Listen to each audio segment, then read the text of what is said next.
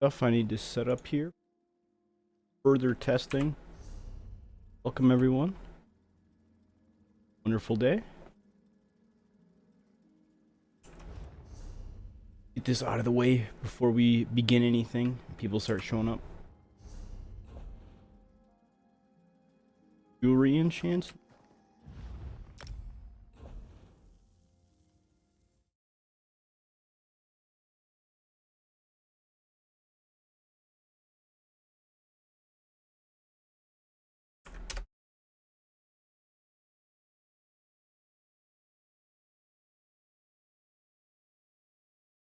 Here we go.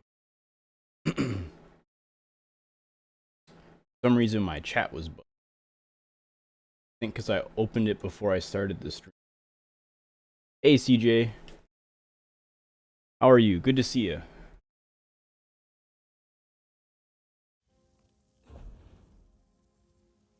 Need to make weapon damage and pottery. Hey Hash. You my friend, how are you? Ninja! How you doing, buddy? Welcome, welcome. How are you? I have a really nasty sore throat today, so I'm gonna try and not talk too loudly or too much. It's really bad. Hey Muggsy, Friday? Yes. How was the trip? Besides the plane issues, it was good. I mean, I'm sick from it because I had to sleep on concrete floor and my plane passenger was really sick. I can already hear my congestion. Really bad. So, yeah, not fun. But we'll make do. Hey, Naya, how are you? Hey, Skinny. Glad you survived. Yeah, it was an experience for sure. Alright, let's plop these on jewelry really quick. Ooh, God. Yeah, this is gonna be really gross too. I can already feel the start of this. If it's anything like my plane passenger, I'm gonna be sneezing and coughing a lot. 0 out of 10. Alright, so now we have jewelry crafting. Great. I need transmute stones really quick. We never saw a Gil again. Yeah, pretty much. I'm gonna die from this.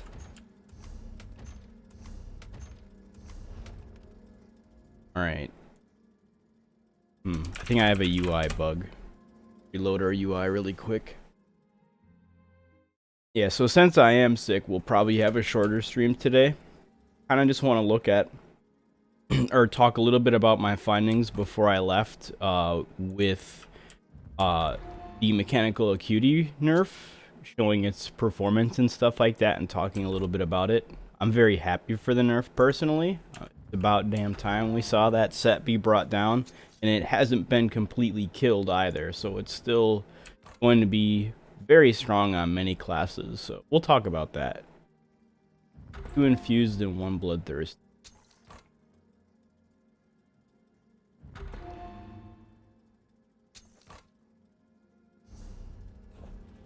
200 transmute stones being the cap is,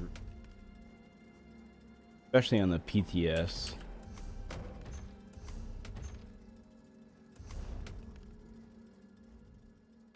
Am I cutting out a lot when I'm talking, or is it only at the end of my sentences and stuff? Thanks, CJ. Alpha and minor changes means it's been killed, don't you know? Yeah, pretty much. That is what people would have you believe. How are Sorks looking at the next patch? Stamina Sorks are looking to be a little bit on the lower end because they're struggling with sustain right now, and then Magicka Sorks are looking to be pretty strong still. Stam Sork will still be really good for AoE DPS though. You're not cutting anymore? Alright, that's good. This gate is set too high, some words are getting cut out. Yeah, it's because I'm sick. I'd have to play around with it a little bit.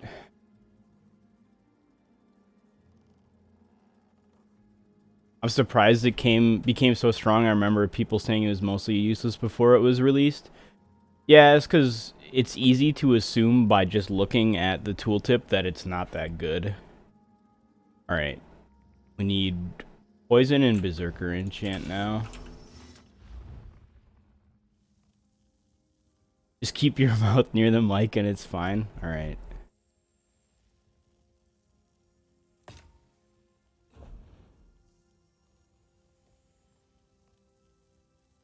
Berserker is Okori.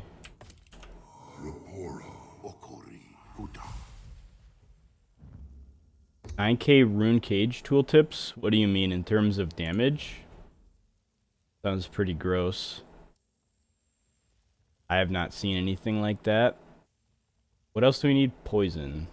That is... 8?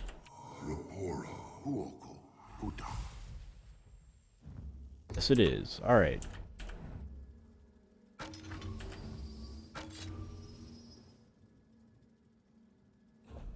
Put our gear back.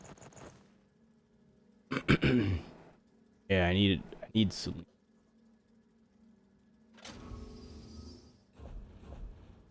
Heavy and light.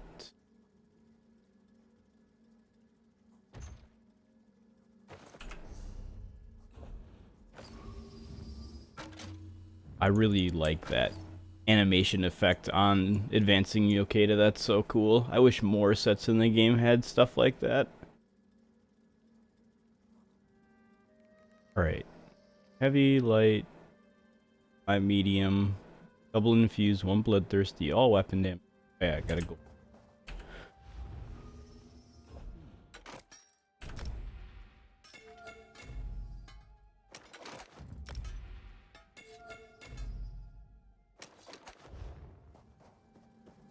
Alright, so I've already done some of my testing before I went on my trip to ZeniMax for my interview, which went pretty well. Can't talk about anything really because NDAs and stuff, and I don't even know what's happening myself. I think I have some extra steps I need to make sure that I finish up this week. Let's load up some fights that I was doing. Nani? Nani? Robin, thank you for that host, my friend. I appreciate that. Thank you. The raid is offensive. Go away. Cool ESO tooltips. Thank you, my friend. I appreciate that. How are you? All right. So when did I leave? Oh, we got some Robins in the chat. Hype. Right. When did I leave? I left on 14th, so all of this testing will be on the 14th. Let's load all these up.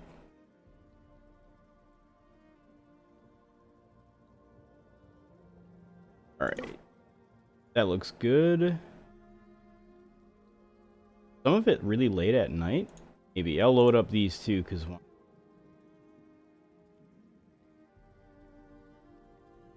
you get the chance, check out the Google Doc I posted in Nick's Discord. I'm sure you'll find it amusing. Alright. I just paid my Somerset Collector's Edition today. Nice, Eric. Congrats. Super excited for Somerset, which comes in less than, what is that, like 4 days? 4 days, including today. 3 more days after today. Poggers. Gonna be super hype. There's so much stuff to do. Alright, so go through the first one. So I think some of this stuff I was testing. Come to me, my minions. In 2 weeks? No. It's 2 weeks for console players. It's on the 21st for PC players. Come to me, my minions. So it's 2 weeks for you, Hash, but it is very close for me. Unfortunately, it's not a universal release, but at the same time, it's probably a little bit better that you don't have to worry about the day one bugs as much as PC does. Hopefully, you'll have some of the stuff fixed. Alright, so I was doing MagDK parses, looking at Acuity on this class. So, Acuity on MagDK does decently on live servers, but on PTS, excuse me, it's not doing as well comparatively to Burning Spellweave and Sororia. So I think In this one, we did Burning Spellweave and Mechanical Acuity, which is the performance of what it is on live. That's generally what people are wearing is Magicka DK. And it's still roughly around the same, about 2-3k DPS higher on the 6 mil. It's a little bit nicer. This is self-drained and stuff like that. So there's not much to write home about on the Burning Spellweave Acuity setup.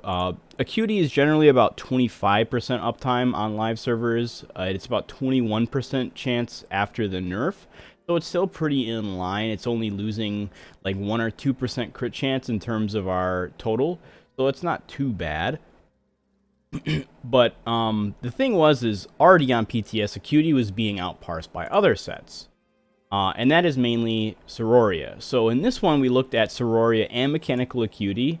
Still the same duration of the fight, but here we get a 24% chance uptime, so a lot of it is going to be RNG. There's a lot of volatility with this set now because it's a 15% chance with direct damage, and if you only have it on one bar, if you don't proc it during... Hey, Inklings! Thank you for that, my friend. How are you? Good to see you.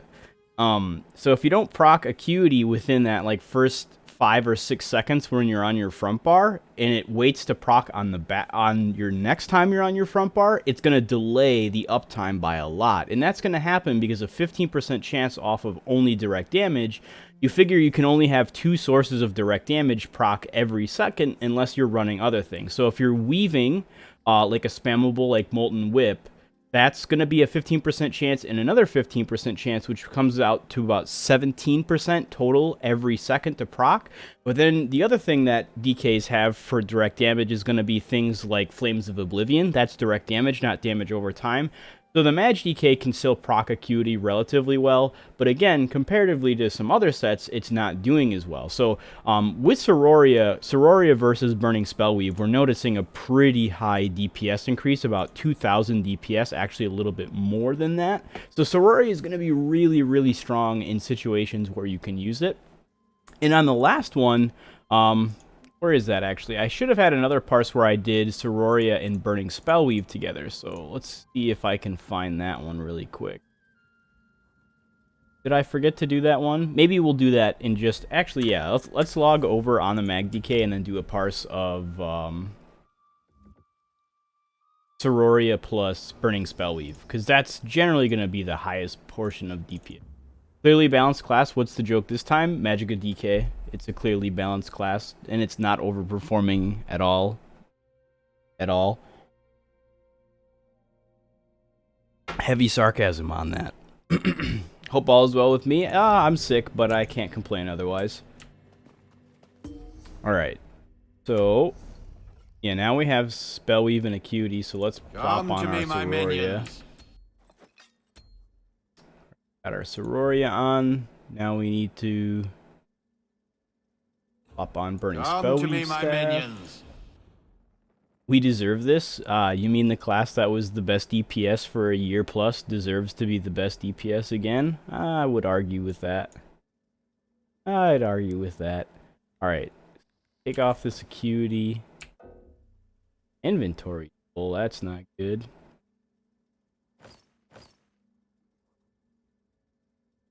Right. Belt and boots. Alright, make sure that we have everything. 1 Bloodthirsty, 1 Arcane, 1 Infused. I actually think 2 Infused. Nah, we'll stick with this for now, because I think that's what I had in the other parses. So, we have 5-1-1, 1 Heavy, 1 Medium, 5 Light. We are in this, we're going to do 5 Sororia. 1 Infused, 1 Arcane, 1 Bloodthirsty. It's just what I had when I was doing my other testing. I haven't done a lot of testing of Magicka traits just yet, because I haven't had a lot of time. I've been super busy. So build up my ultimate really quick here. Was wondering, are there any combinations of 2 crafted sets that are worth checking out next patch for Stamina and Magicka? I mean, Mechanical Acuity is a crafted set, and it might not be the best in every situation next patch, but it'll be really strong on a lot of classes still next patch. So you compare that with another crafted set, which would depend on if you're solo or what sort of group composition you have and stuff like that. So, I mean, Light Mother's Gaze is going to have Major Fracture, so if your class doesn't have access to Major Fracture, like a Stamina Templar or a Stamina Sorc in your solo, that'll still be a really good setup to run. Because you can also just have it front bar as well, or you can run it on both. It's more up to you. Alright, so let's go ahead and get ready to buff up. I'll probably have to do a few parses because I'm going to be a little bit rusty because I've been away for a couple days, so go ahead.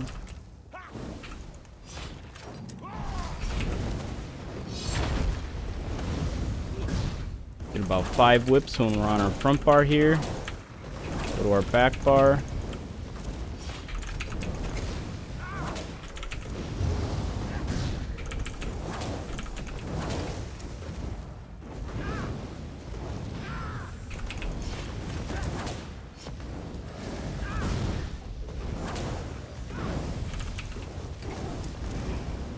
So I'm going to be overcasting Trap Beast a lot because my stamina allows me to.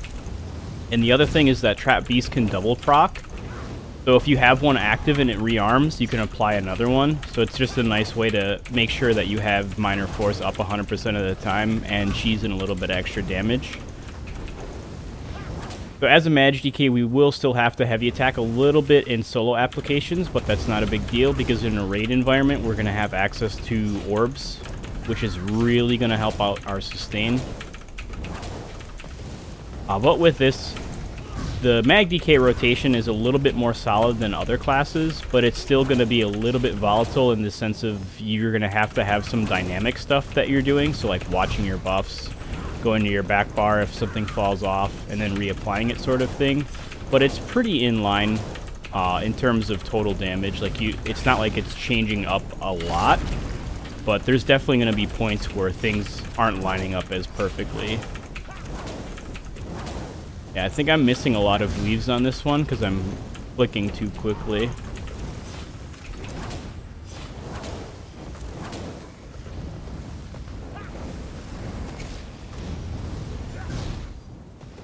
Do like one more heavy attack here. Go our back bar, apply all of our stuff again.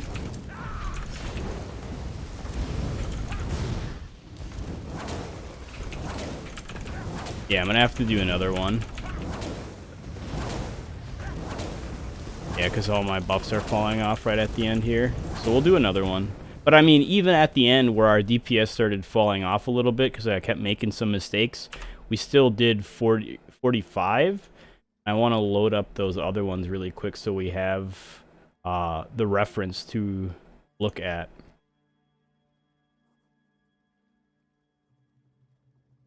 So we did 45,301 versus 4301. So this was the Acuity Spellweave, and then Sororia in Acuity did 45-2. So even though I made the mistakes that we did on our front bar, we still did better DPS, just because Sororia and Spellweave are better in general. So the one thing is that Sororia does require you to be stationary, but even in this situation, with Minor Force, Acuity is being outparsed by Sororia or Burning Spellweave.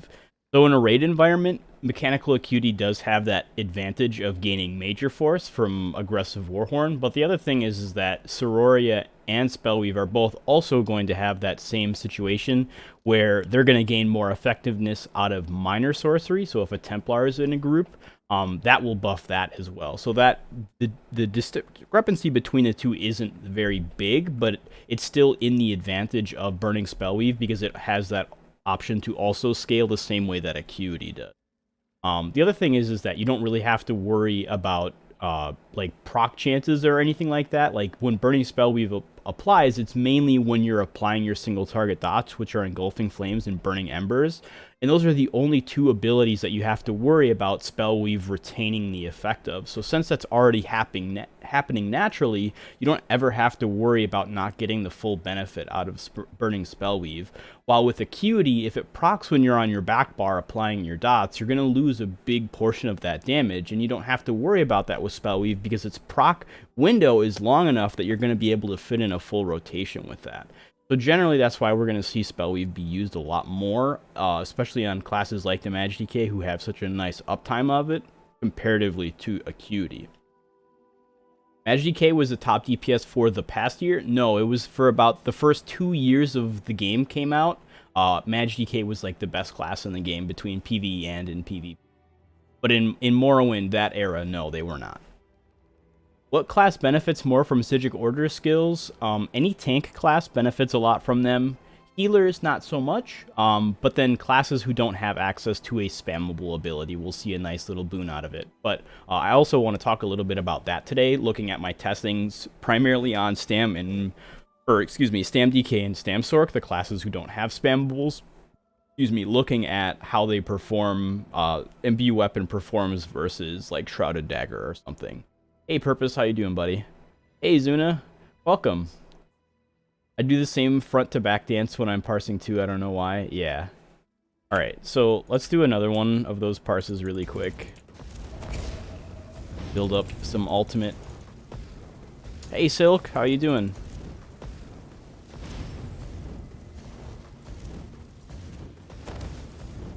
I'm gonna need a lot of water today because my throat is like really in pain. Very dry, scratchy.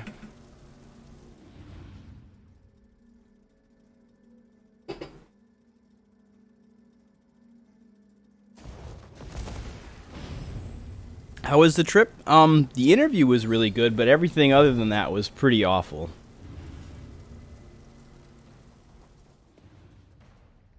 Alright, so let's let all of our stuff fall down so we don't have to worry about proc chances or anything like that. Wait about 10 seconds or so. I was hoping that it would help healers more. Made Warden healer last night. Well, the thing is that classes like Warden and Templar and stuff like that don't really need anything from Psijic Order. There will still be like the advantage of having resource management if you really need it from Meditate, but Mend Wounds really isn't all that great because it's on a global cooldown, so it's not like you can weave heal allies, because whenever you light or heavy attack with the ability, it forces you into that action. You can't really use it the same way that you can on a DPS light attacking for damage. Hey Ivan, how are you? And then like time stop isn't going to do anything. Imbue Weapon, you don't need to worry about DPS. Accelerate, not all that great on a healer either, so yeah, the Psijic Order skill line really isn't built primarily for healers. It does have some healing options, but Mend Wounds I'm kind of just disappointed with in general in terms of how it works. It's still interesting. It's fun. I see it being used in builds. I just don't see it being like super meta or anything like that. All right, drink ourselves a potion. Let it run down just a tiny little bit.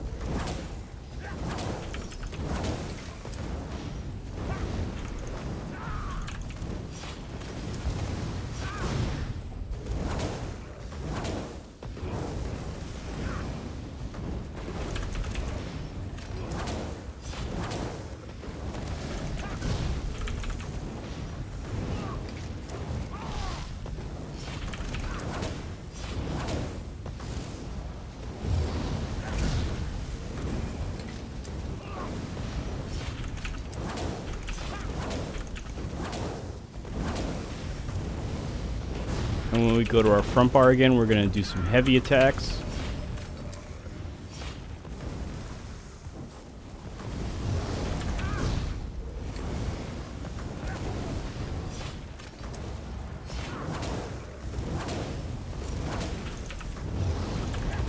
We'll do one more heavy attack. Actually, we'll do two. Now we're going to get a huge spike of our resources back to full instantly. That really nice lineup.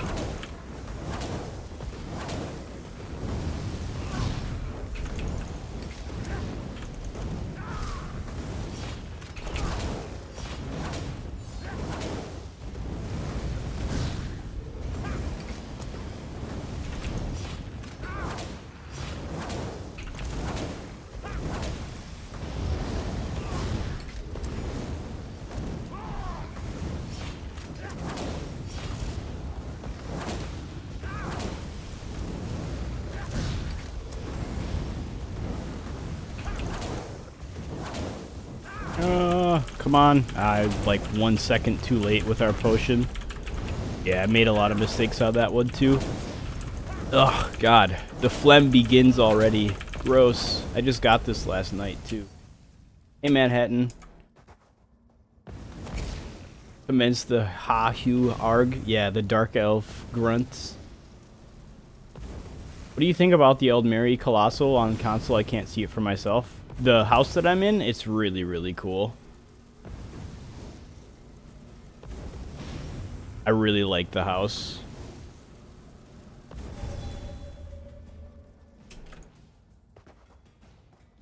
I think we need to let our potion run down a little bit so that we have better dispersion of when we get our ultimate back. I also want to try one other different thing where I cast my banner on my back bar the first time instead of right at the beginning. May I ask a more complicated question? You can ask whatever you want, but it doesn't necessarily mean I'll always be able to answer it. Alright, so...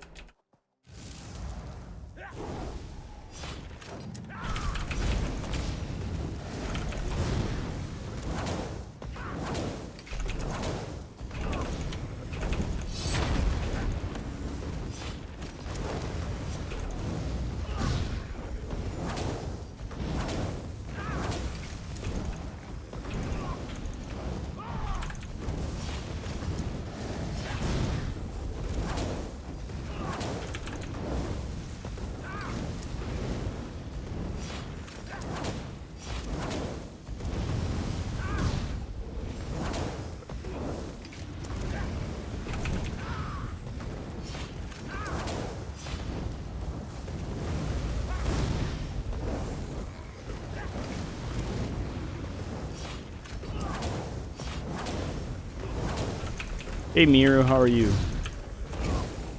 Really like that I can actually watch my chat while I'm parsing. That's really nice.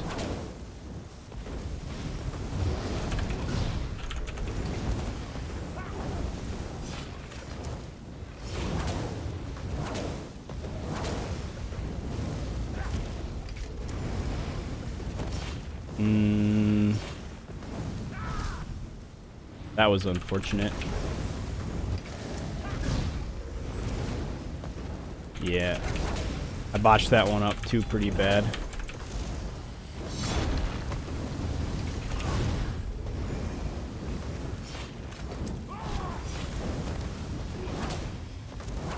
I'm trying to find out the perfect time to cast Banner so that I don't have this really weird window when my Magicka Sustain is hurting.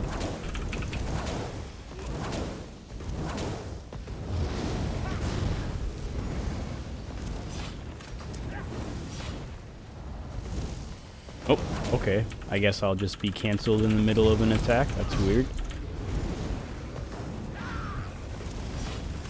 Yeah, I think if I let my potion run down a little bit more, I won't have to worry about this as much.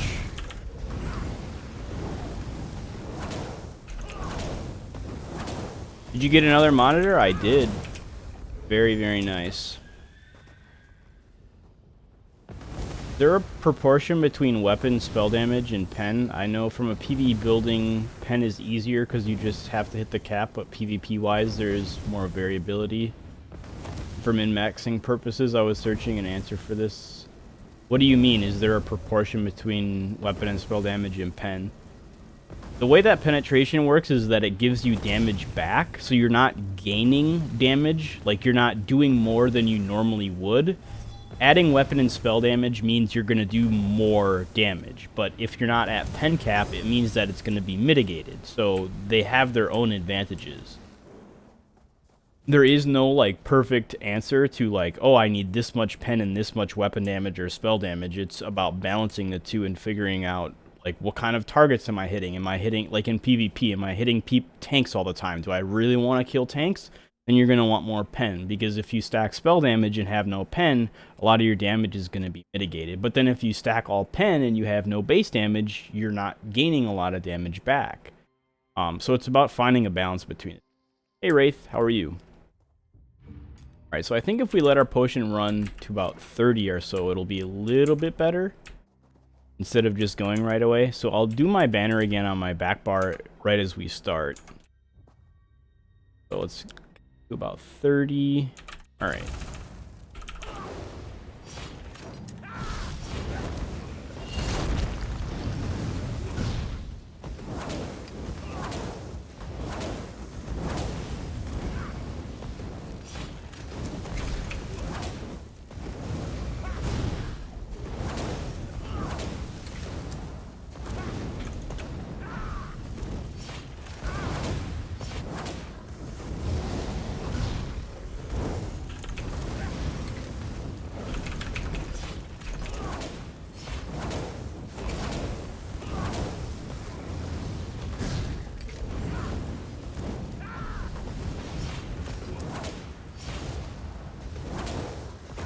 Alright, we'll heavy attack once when we come back to our front bar. Actually, we'll do it twice.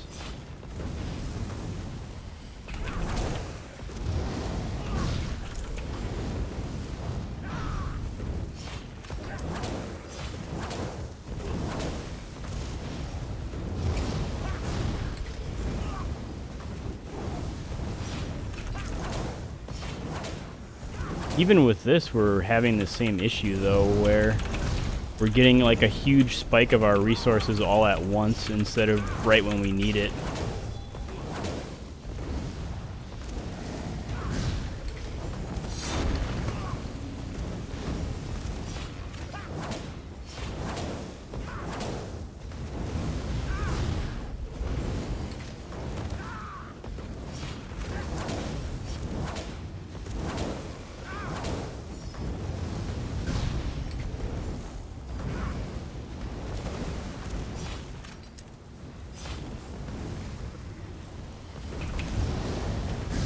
Obviously, considering one of someone on who you don't overpen who has no shield, I'll have to catch up in terms of what you meant.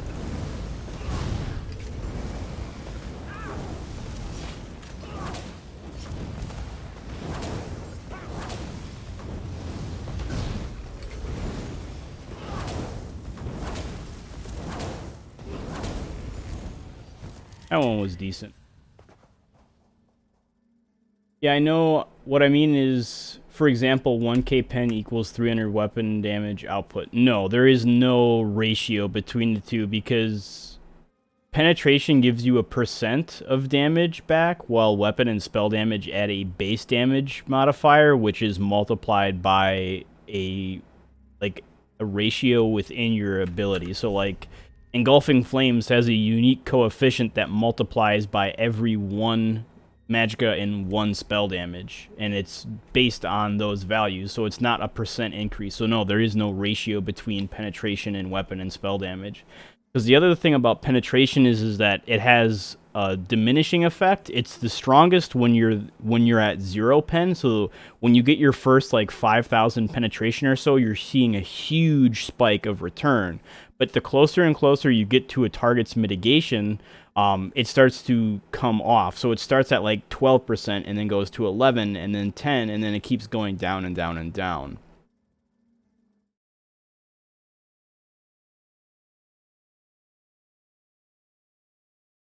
Race changes my Khajiit Nightblade to Redguard last night. Khajiit really needs some love. Yeah, it does.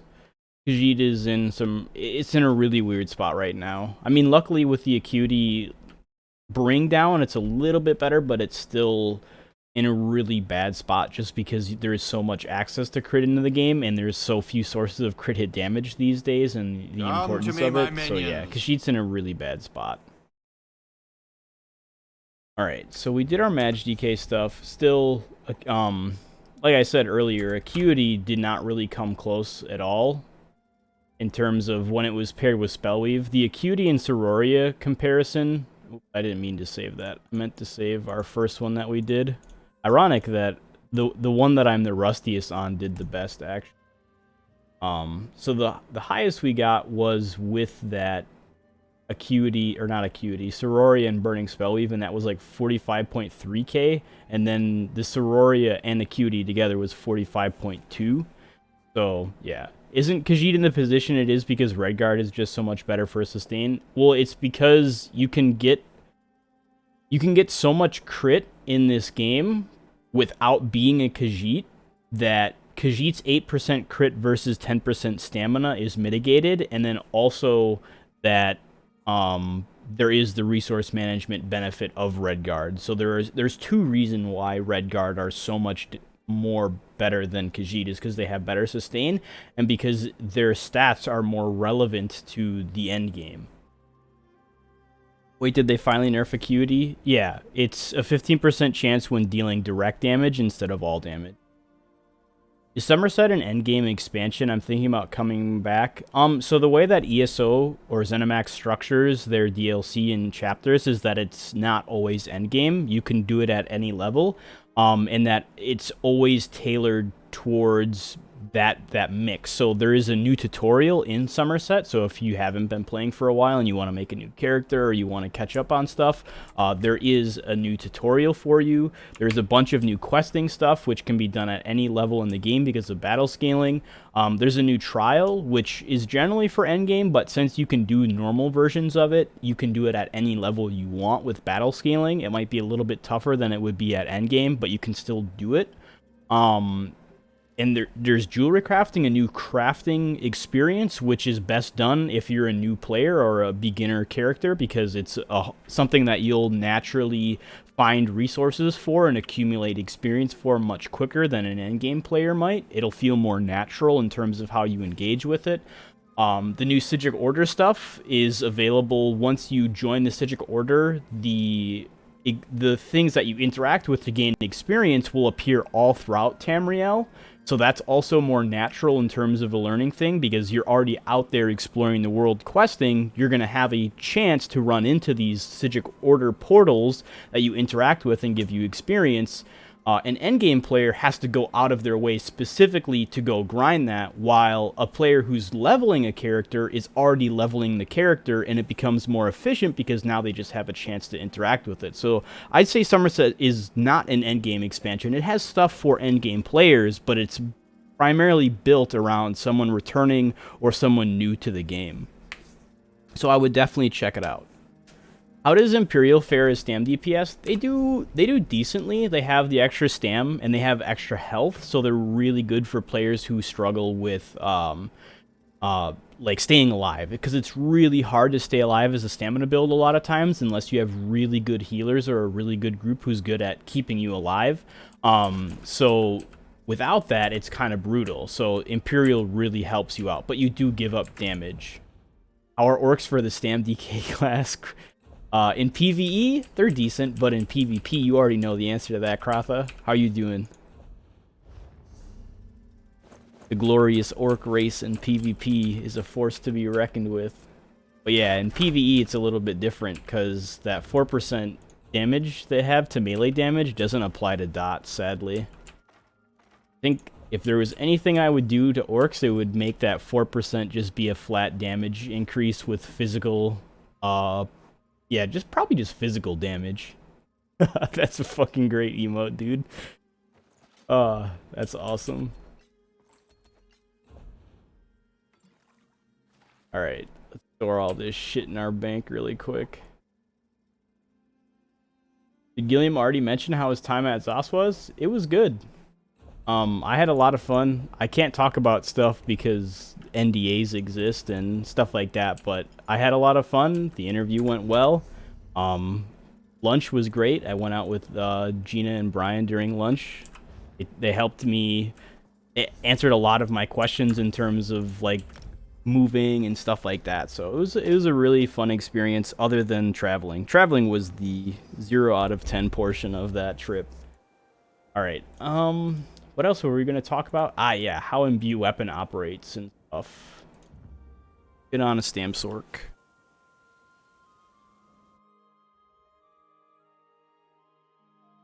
StamDK is good in PvP.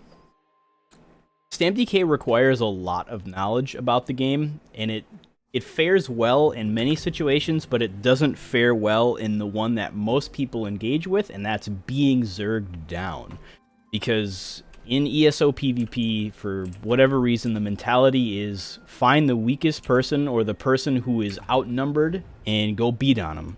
And I really hate that that's a mentality that the game has, but StamDK has like the least amount of tools to deal with just being overwhelmed. They don't have snare removal unless they're using for momentum, which means they're giving up a burst heal from rally.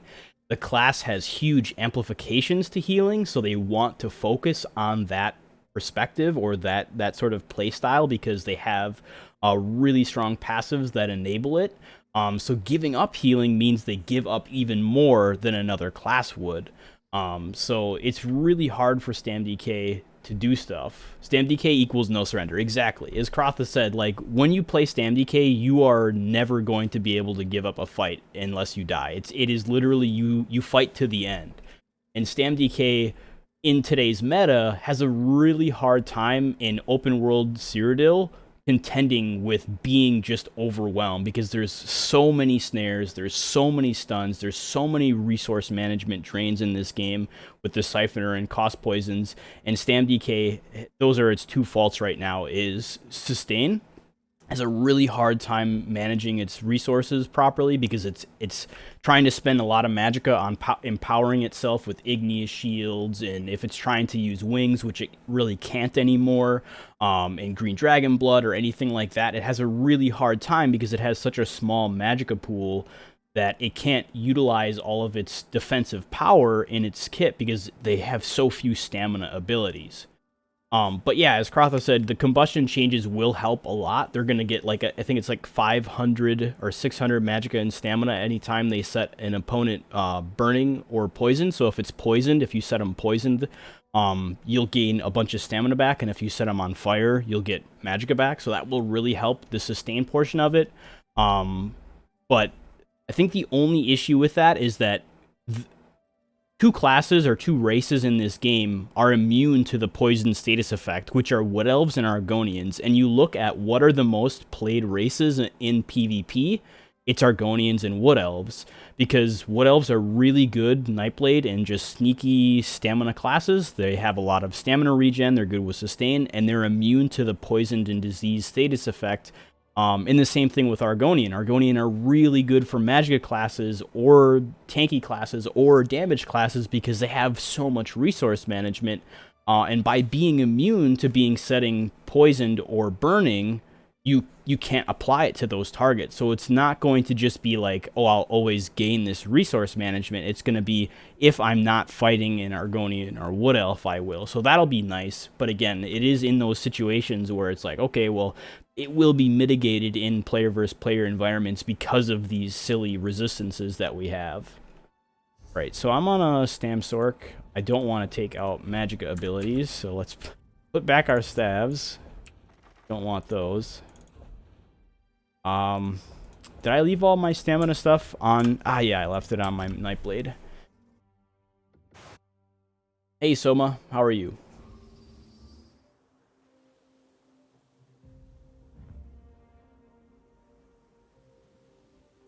Got that anime hair?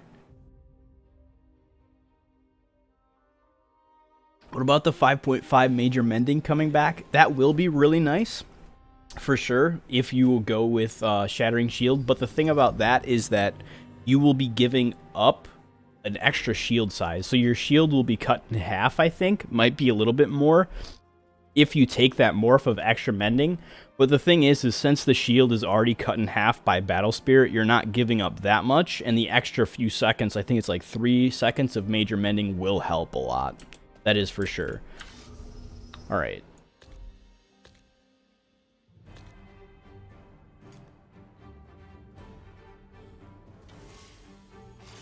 I guess what we were going to do is I had done some parses on Stam with Acuity to see how Acuity was rolling on Stam Nightblade after the nerf, and it's still doing really well.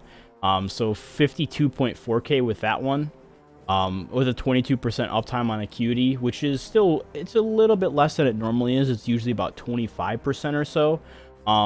But the one thing that I did want to check is I want to compare Acuity to Advancing Yokeida. So the thing about this is that we're still going to have it on the front bar. Acuity has a weapon and spell damage front bar bonus, so we're only gaining a 2-piece out of that when we're on our back bar. But when we're on our back bar with this, we're getting the weapon damage and weapon crit. So we're going to have a little bit more damage on our back bar. And then in terms of overall average crit, Acuity is 22% uptime of 100%, but our base crit is a lot higher already. So I kind of want to see just how this performs. So I'm going to let my potion run down.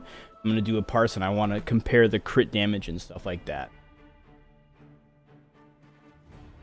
Did you get my message? I can't subscribe to you. That's because I have not been affiliate status yet. This is my 3rd stream on Twitch, so I'm not able to. I'll have it soon. It'll be coming soon.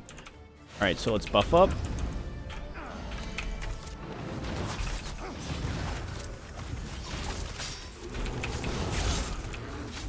Oh, I'm lagging really bad. I might have to do another one.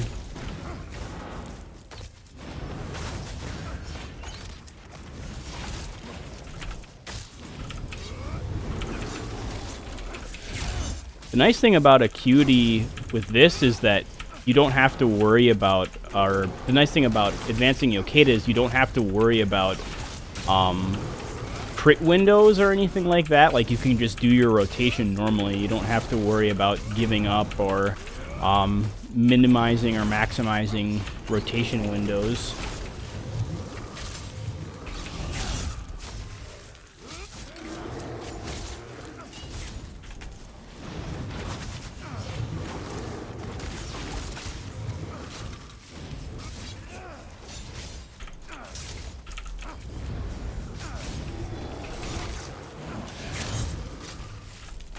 Yeah, we're gonna have to do another one.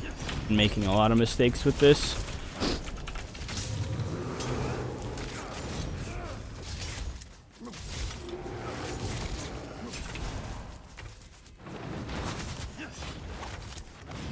It's a class that has good survivability, but not enough damage to kill. Oh, but enough damage to kill? Mage DK. Edge DK is really tanky and has a lot of damage in it as well.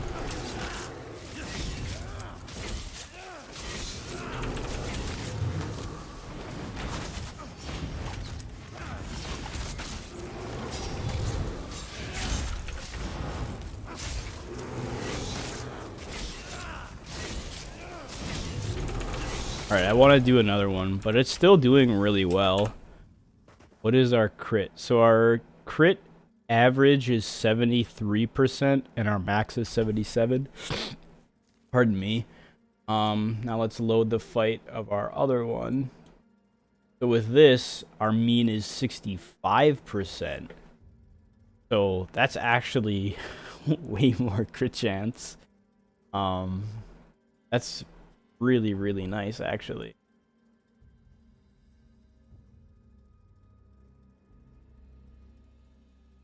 So the thing about, oh yeah, I should probably put Crags back on. I should keep variables consistent with that. Is advancing drop in healthy? Is that why it's not viable on live servers? Correct. It's the trait changes. Do you think Nords will be in PvP next patch? See, the issue is that there's 6% damage mitigation. Still, it'll be mitigated. It's not, you're not getting the full 6%, so they're still going to be the same. There's no changes to that, unfortunately. Nords are like a really underpowered class at the moment, or race rather. You find Stam Nightblade fun to play in PvE? Yes. Yeah, it's my most favorite class in PvE and PvP. Alright, let me build up my ultimate again really quick.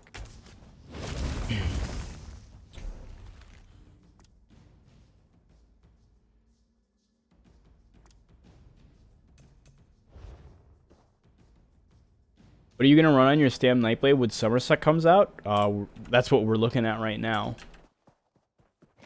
Right now it'll be Reliquin and like another set, either Mechanical or Twin Fang or Advancing. We'll see. Let our potion run down for a little bit. Love the outfit. Thanks. Yeah, there's so many cool outfits that you can make in this game now. I love it. You can look like a fucking badass.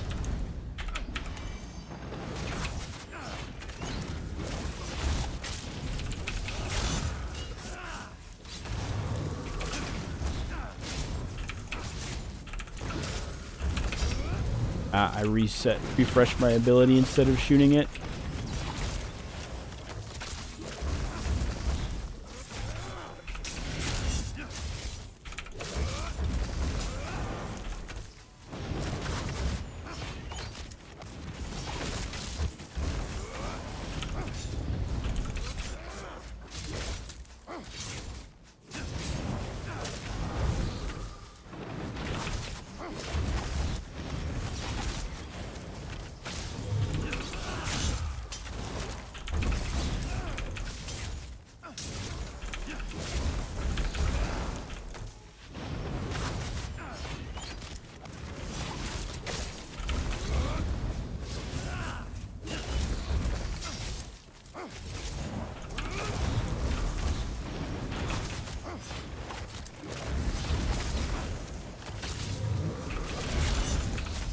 I love the 250 ping spikes. That's always fun.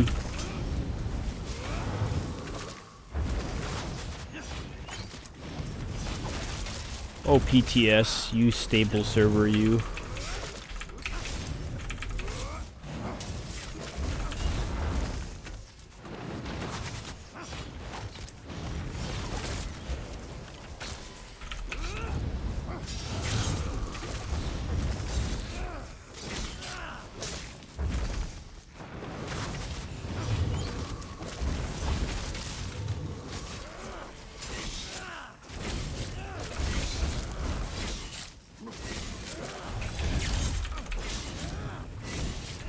It was still doing just a tiny little bit less than Acuity, mainly because it doesn't have to worry about RNG. So even though it has a higher crit, like, uptime or a higher chance, it's still not proccing in line. So the really nice thing about Acuity is that when you proc it, you can build it into your favor. So as soon as I do an in cap, usually Acuity will proc, and then I'll be able to do a full 5-second duration with a 20% damage amp and a spectral bow. So that will all crit. So my most important damage spike or period or phase in my DPS rotation will be empowered to always have that crit.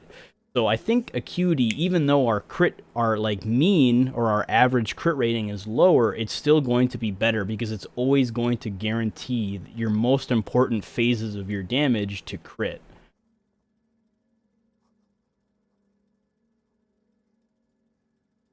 Why don't you run incap on your back bar from hemorrhage? Well, if you're watching my rotation, you'll notice that my ultimate is always up on my front bar immediately, so I can have a higher uptime of incap. I mean, I can do another one with that, but incap just feels better on my back bar, or on my front bar. It does more damage every cast I do it because I'm on my dual wield and stuff like that, and it just fits into my rotation better. Hey Gil, happy Friday. I've been Twitch surfing all week while coding, and I get here, and the care you give is obvious right away. It's super pleasant, never change, good luck. Hey, thanks. I appreciate that, Valley. Welcome. The two-handed sword of the new style on Somerset looks beautiful. My inner RP is on peak. Yeah, Somerset style is really, really cool.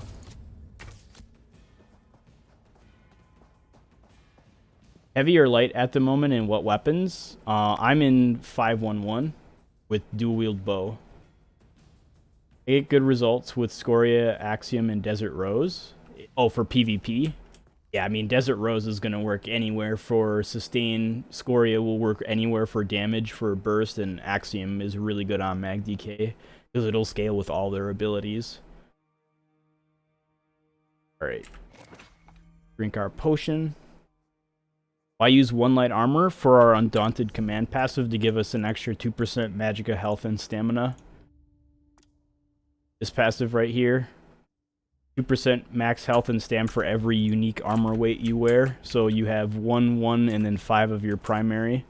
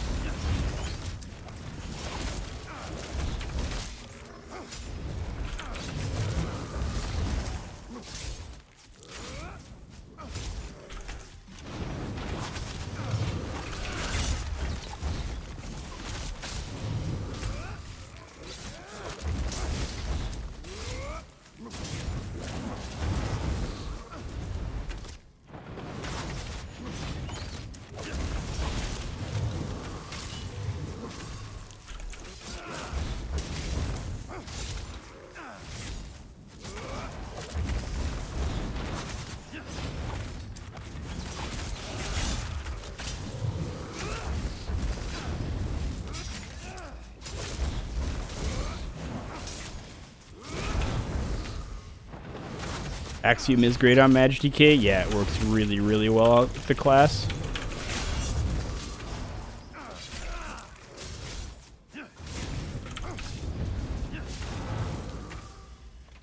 Shoot the bow, please.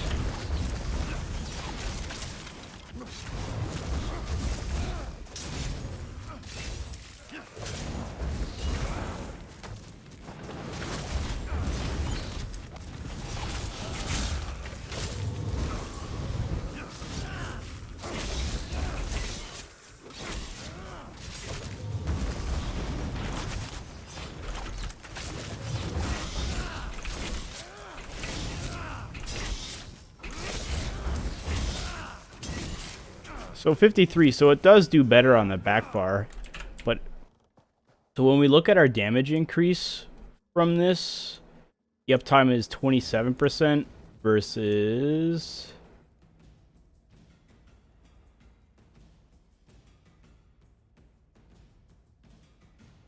Where is the damage increase? Versus 28. So it's a pretty small, it doesn't feel as good. This one was 31%. So it is still better on our back bar. It just doesn't feel as nice. The other thing about this is that if you're using Soul Harvest, you're going to want this on your front bar at all times because you're going to have ultimate generation. So if you're running a set like War Machine where you're really worried about uptimes, you want to have this on your front bar instead of your back bar. But there is an advantage to each one, so it's more about preference and playstyle. But generally I'm wearing War Machine for a group because... really, really strong group utility. 10k light attack? Yeah, every class does 10k light attacks after this patch because they buffed the shit out of light and heavy attacks. Like 14k on my dual wield, 11k on my bow. Yeah, light attacks are really, really strong now.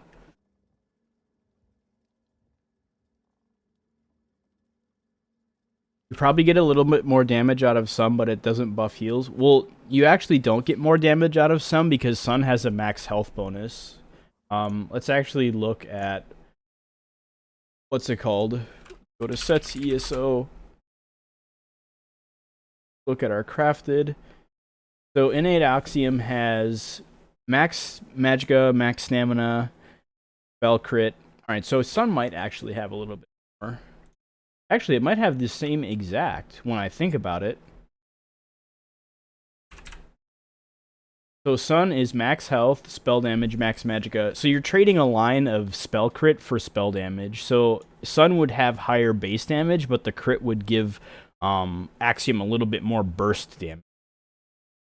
But you still have the same 400. So yeah, Axiom is just better in general between all of your stuff. You're trading max health for max stam. Both are really good in PvP. And then you're trading a spell damage line for a crit line. Which crit will also apply to your healing as well. So, yeah.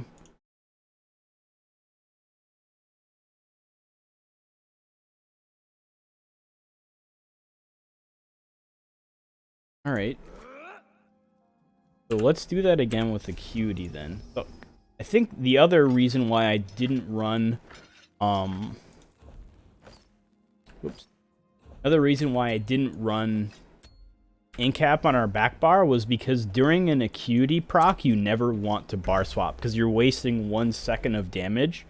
So you always want Acuity to proc on your front bar, so you always put Incap on your front bar when you do that. But I'll do another one where I have Incap on our back bar, so I can show that. Place this guy. Drink our potion, let it run down. You think Mechanical Acuity will still be best for Magblade in Somerset? It wasn't doing best for on Magblade for Somerset. Burning Spellweave and Sorori is like the top combo for DPS at the moment. Mechanical Acuity is close, but yeah.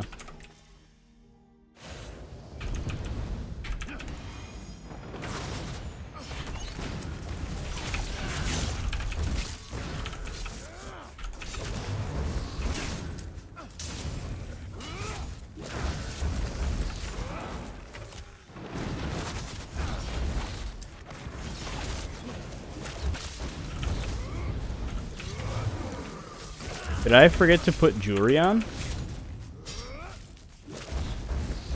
No, I have 5 pieces of acuity and it hasn't procced once yet. Alright. That's good RNG. Let's reset our target dummy. Yeah, that's what I was talking about earlier with acuity. With it has this chance to be offset during your rotation because now you only have like a 5 or 6 second window for it to proc. So if it doesn't proc in that window, you're pretty much shit out of luck.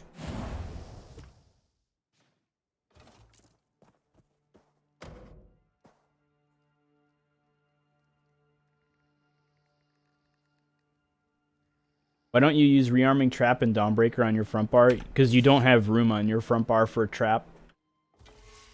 Like, what am I gonna give up on my front bar?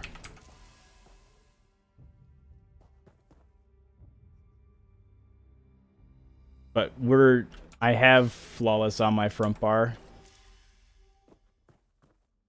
I'm showing the difference between the two right now. Like the whole point of this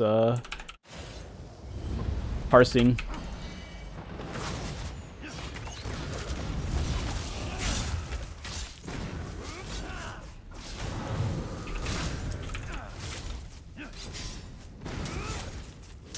Change Relentless to back bar? Hell no. You need Relentless to be on your front bar because that's like your biggest source of your damage. So if it's on your back bar, you're not getting all of the procs. Relentless Focus is like your most important source of damage as a Stamina Nightblade. You never want that on your back bar, ever.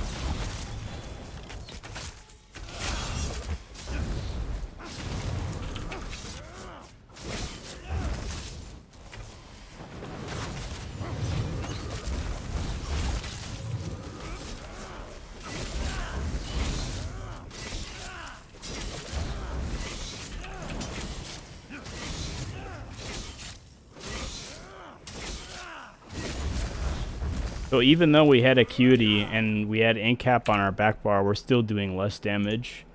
And that's, again, the reason why I run incap primarily on our front bar is because I'm used to acuity, where if you have incap on your front bar, you get more out of it because it's always lining up with your burst phases. So if I have this back here, I'll do another one.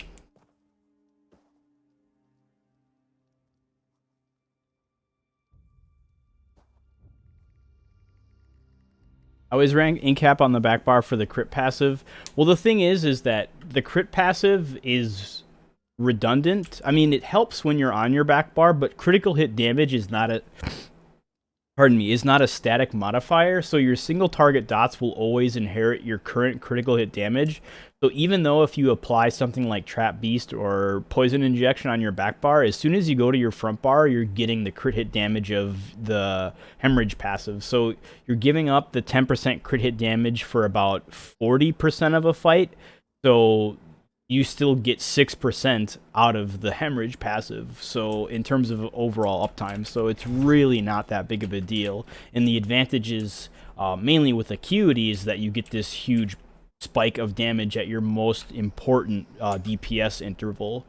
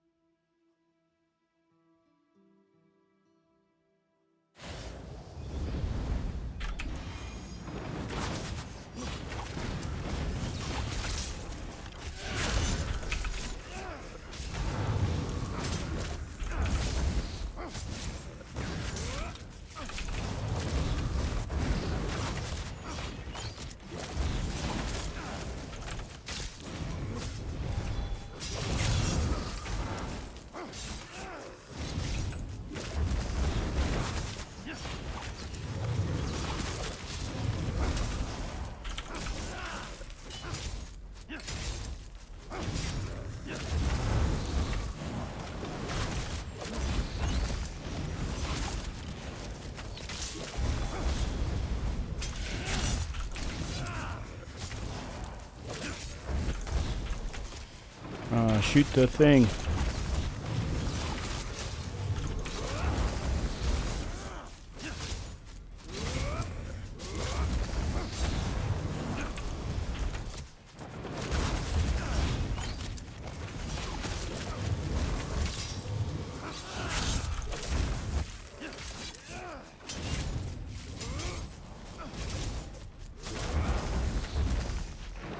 Why is there a delay on my endless? It's really weird.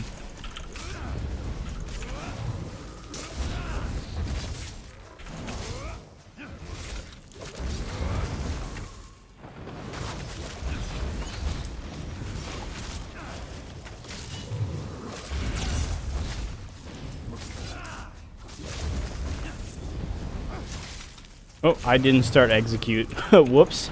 I was totally focused on other stuff. Whoops.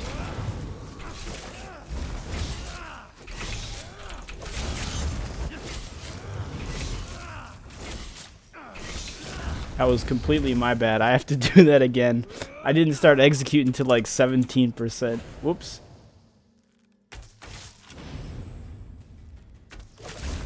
I wish I could play Stanblade, but I'm not good at that style. It's super... Yeah, it's super intense. Like, there's a lot of stuff to manage from it. What about having execute on your back bar? No, that's another thing you would never want to do.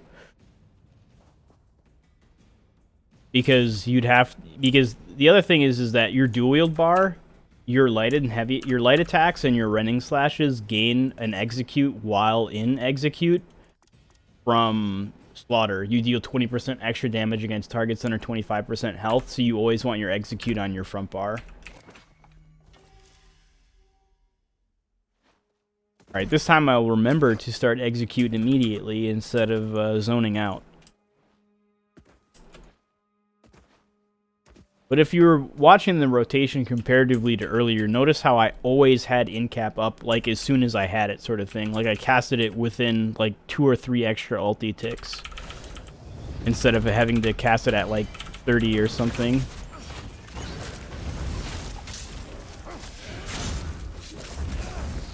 My food is gonna rot out in the middle of this. God damn it.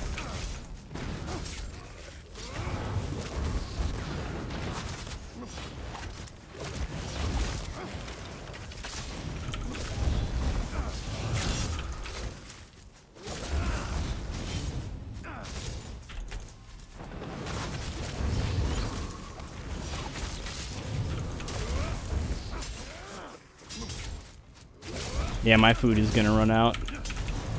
Feels bad. I had like 30 seconds left on my food.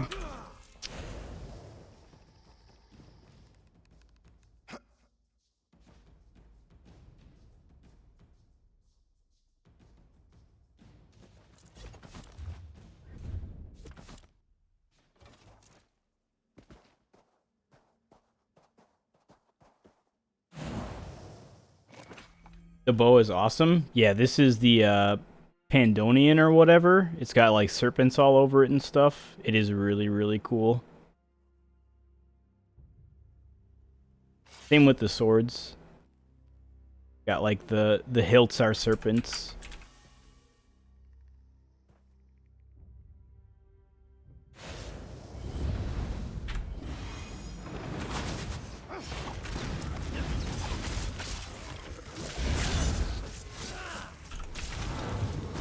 Come to me, my minions. There's that super lucky no crit proc from our Acuity again. Come to me, my minions.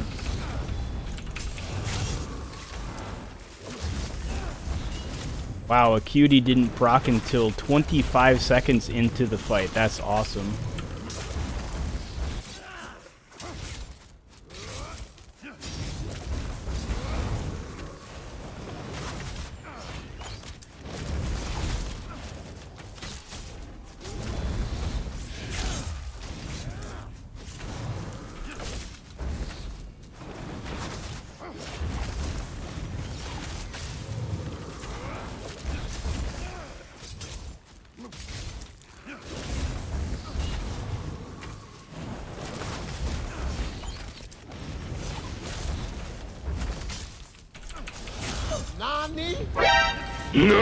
Alcast, holy shit with the massive host. Thank you so much for that, my friend. I hope your stream went well. I snuck in there and was lurking earlier when you were doing your stam sort testing. Thank you for that. Hope your stream went well. Fucking crazy host right there. Welcome everyone. We're doing some more of the same that you probably just saw from Alcast, so welcome.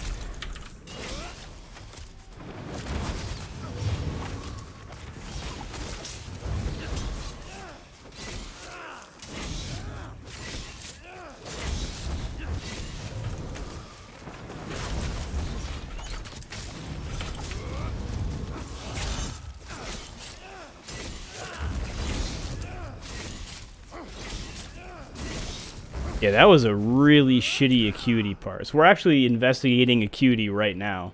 Target dumping Homiki is great, yeah.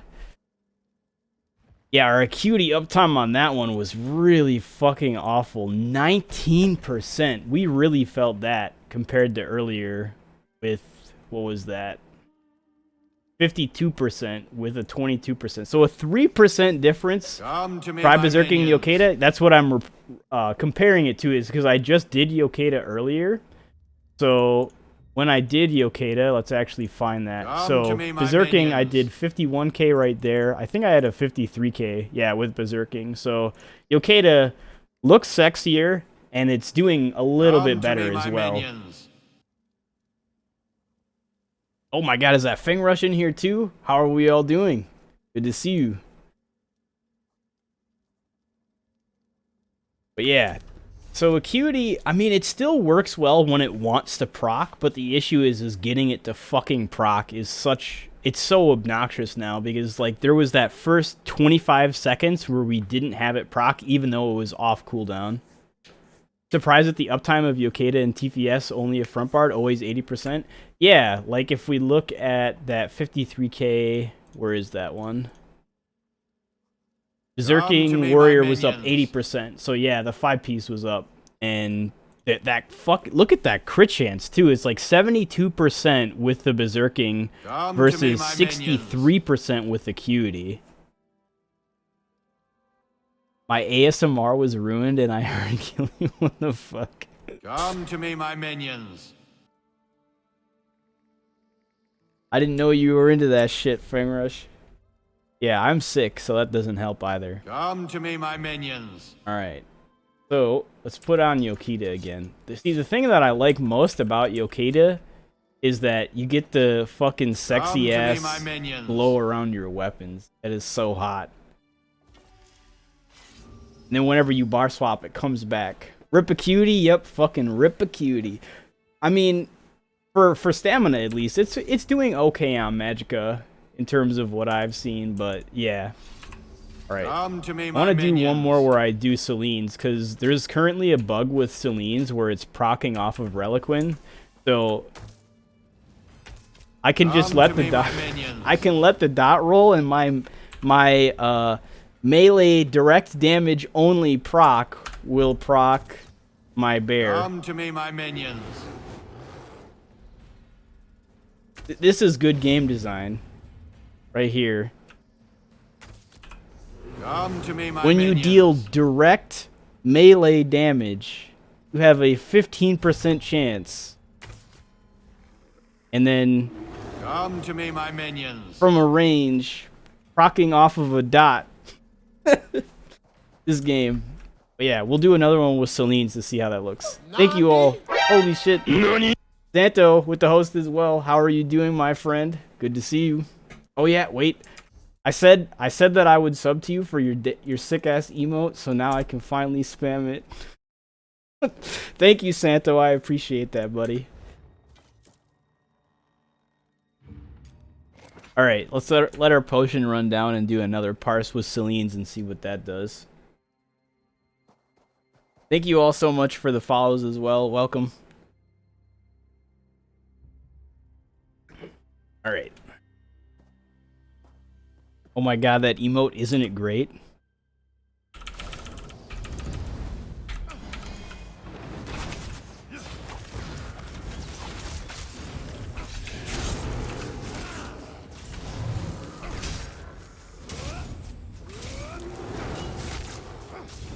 I refreshed my bow instead of shooting it. Fuck.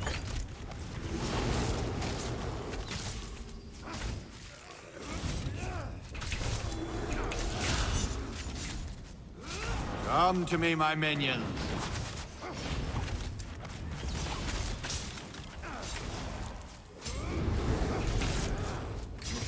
Come to me, my minions. Have you done that with Ravager and Reliquin yet? No, I have not, because I can't get... Come to me, my I'd have to... minions. I mean, I guess we could go into Cyrodiil really quick and go get it, but...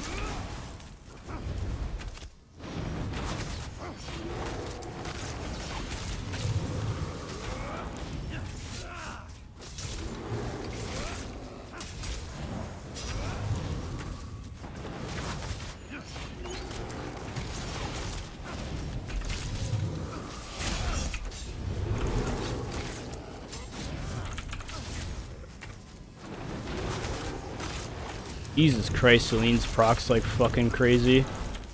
I love it.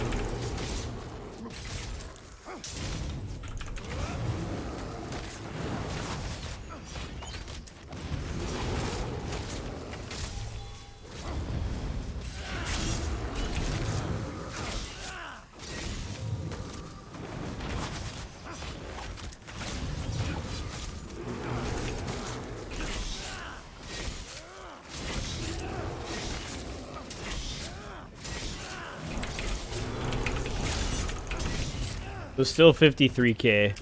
So yeah. That is, even though I have, like, no fucking pen, I'm losing that huge bonus of pen from Crags. He's almost did 3k DPS. What the fuck is that?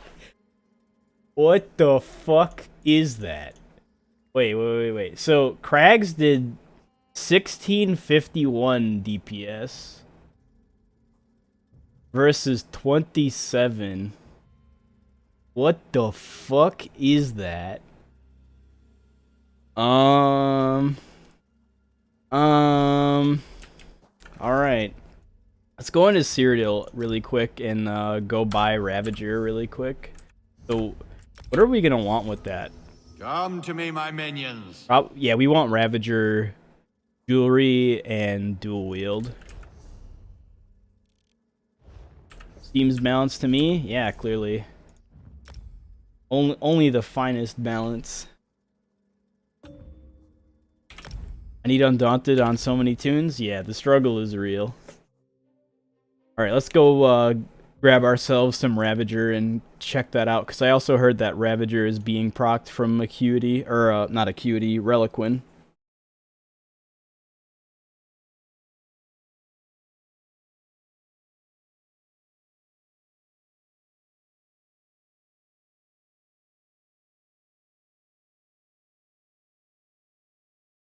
Alright. So we have to go... Hey, look at that. Velastris is down there.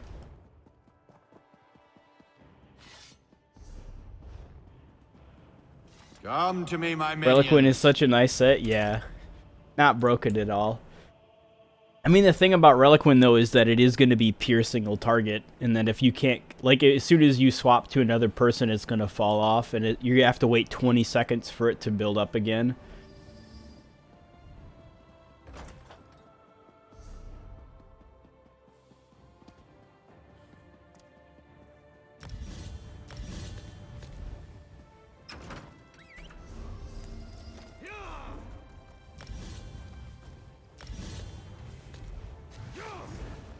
Thoughts on Cyrodiil's Crest for BGs? Just use Durox Bane instead.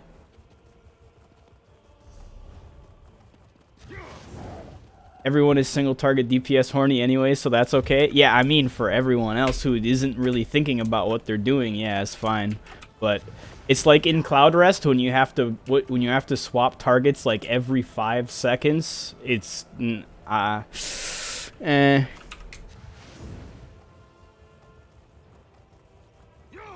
Celiquin new meta? Yeah, exactly. Oh, I don't even have my fucking mount leveled up. I think we run faster off of our mount than we do on our mount. That's good Come gameplay to me, too. my minions. What is endgame in this game? Raiding dungeons and PvP? Yeah, those 3 things. Kind of a target dummy cheese set then? Yes and no. I mean, it does definitely favor it, but... Ooh, there's one of those Sigic portals. I guess they do appear everywhere. That's pretty cool. Stamina and Cloud Rest? Yeah, that is true too. Just not going to be there at all. Endgame is a target dummy, obviously. Yeah, I mean, if you watch streams, clearly... That is the real endgame right there, is how much damage can you do to this target that looks at you blankly.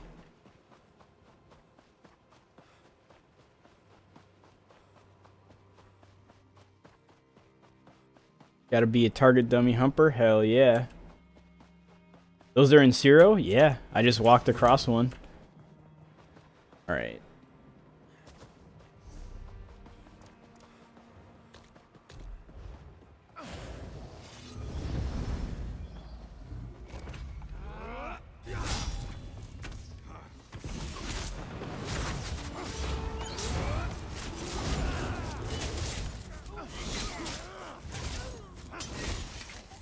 Come to me, my minions. I'm watching the stream, but its audio is going and coming back. Can't enjoy the stream. Try refreshing the page. Nani? Nani? Belgosa, thank you. I appreciate that. I thought those portals were only in Somerset. No, the portals are everywhere. Guards buffed in CP, by the way. I totally forgot about that. It didn't even feel like it. Yeah, you're right. How long until they are removed for performance? Yeah, that's a good one. To help serial performance, we have decided to remove all trees.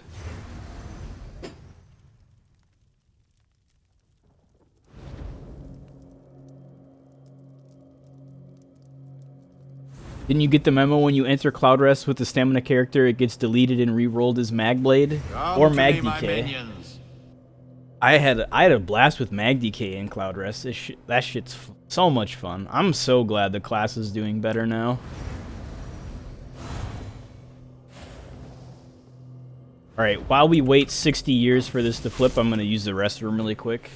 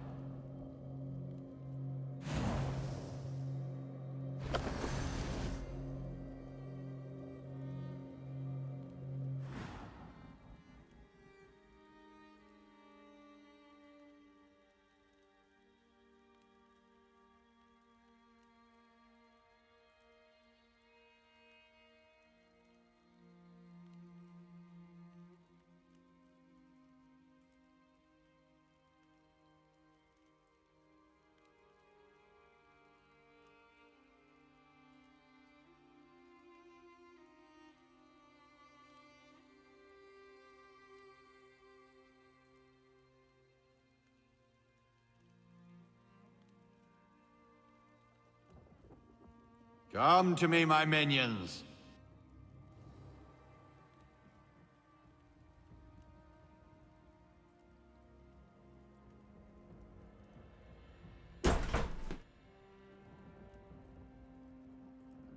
Alright. What do the portals do? You loot them and there's Sigic Order shit in them. You get experience. You get a set piece of the zone you're in.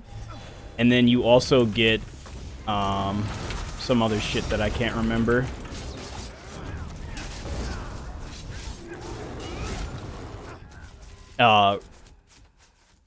Enchanting materials. That's what you get. They could even remove the sky if that meant removing lag. Well, I mean, they could get rid of the giant anchor in the center.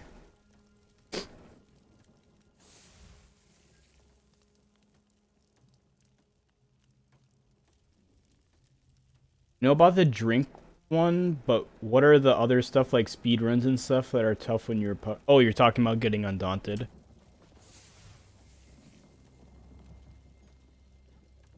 Well, I mean, you can just go through on the normal version and get most of that stuff done. No, the anchor is important. Ah, yeah, that's right. We need to be immersed when we're in Cyrodiil, my bad. I got ganked doing this before on PTS by an emperor. What the fuck? Who has emp? Oh, no one has emp on here. We have decided to move Imperial City to Cold Harbor to help performance. Well, that would mean Molag Bal actually succeeded with the plane meld, though. We can't have that happen. Dragon Break. Come to me, my minions.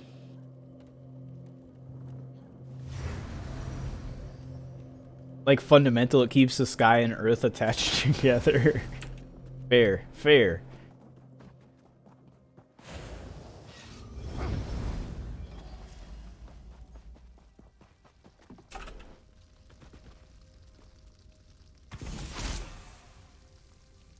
As long as he only gets Imperial City. That's like probably one of the worst places for Molag Bal to have, because there is, you know what's underneath Imperial City, that's a problem. That's why do you think the Aldmeri Dominion wants it? No, that's bad. That's bad. Don't give Molag Bal IC. We'll all fucking die. I mean, when AD gets it, we all fucking die anyways. Spoiler alert. If you remove this guy, you can remove the anchor. See? Smart. Fair.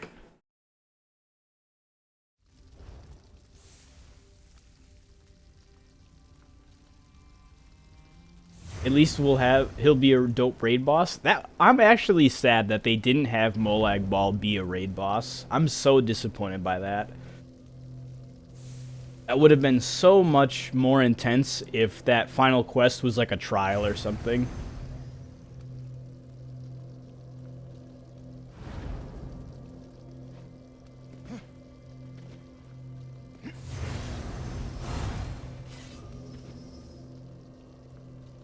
I didn't even need to slot vigor to take that. That's pretty sad. And they just buffed these mobs?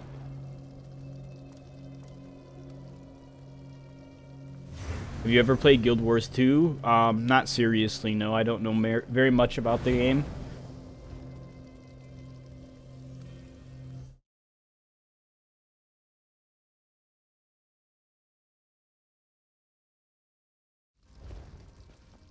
Alright. Wait, did someone just take this? Oh, man.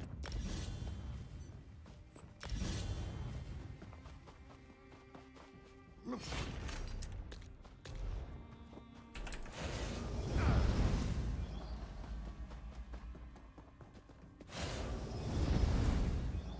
I gonna have to fucking make a PvP build for this shit?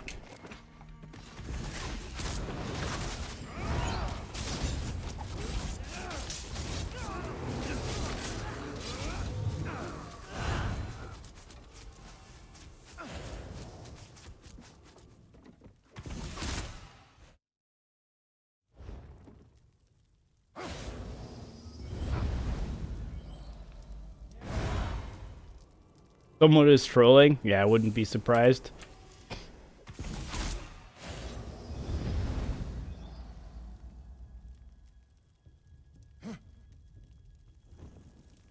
I don't think anyone took it. No, this is the first thing that I took.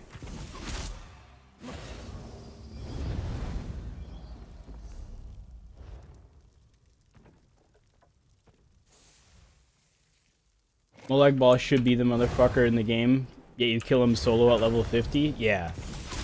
Vanilla boss fight was shooting some stupid lasers at a crippled dragon and you win. That sounds pretty shit too. Guards flip the flag when they respawn. How does it respawn if you took the flag already though? No, someone is here.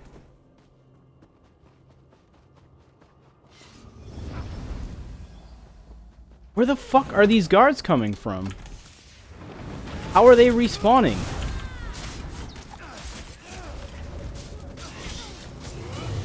What the fuck is this?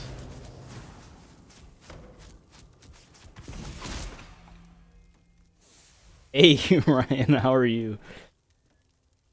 Apparently they respawn a lot faster now. Yeah, I guess. Maybe that was the buff. Instead of giving them more health, they just make them spawn quicker.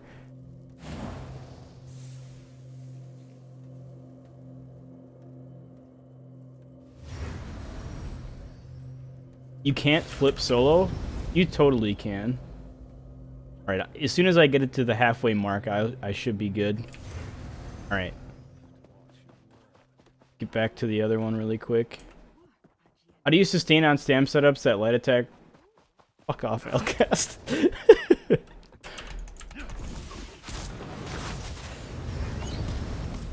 You mean... Okay, there we go.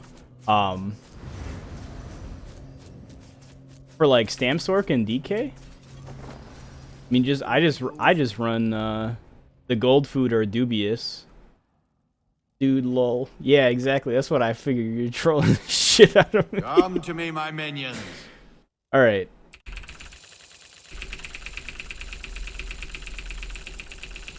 I had to use dubious and 1 HP glyph. I mean, I'm used to just running 1 dubious myself, so I don't need the HP. But are you in 7 medium or 511? I think that's another difference is I run 511. So I'm getting the extra health. Alright, what can we get rid of?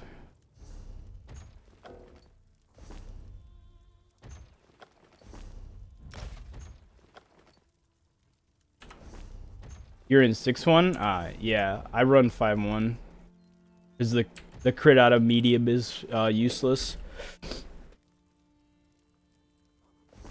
Alright, so we need jewelry in... Oh man, this is gonna be 0 out of 10. Alright, let me delete something so I don't have to keep...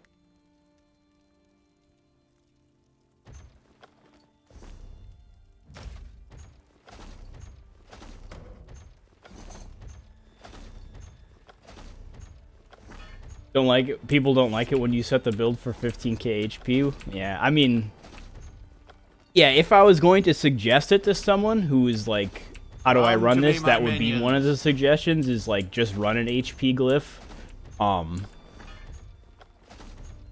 Because I mean, if you're worried about dying, then you shouldn't be worried about DPS, because those are two very different things. All right. We got a dagger, right? Got an axe. Ooh, and our axe is infused. Ravaging necklace, so now we just need rings. Why not just buy it off of a guild merchant? Because this is the PTS, dude.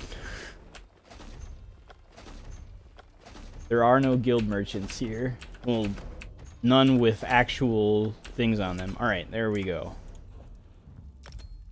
Ravaging rings. Alright. Now we must go commit Sudoku.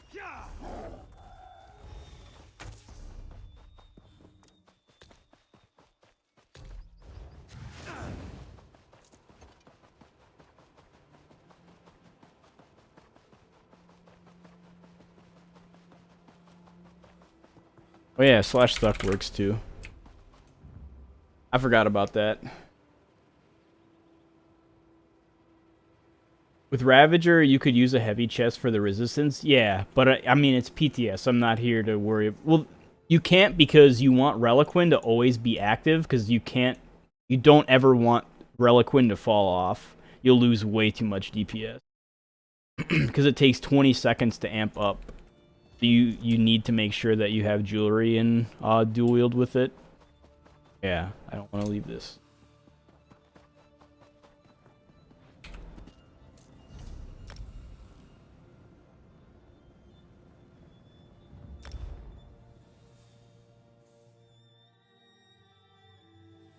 Feels Testman? It does indeed, Ryan. Do you have some jewels in your mail? What are you talking about, Skinny? Like in my inventory?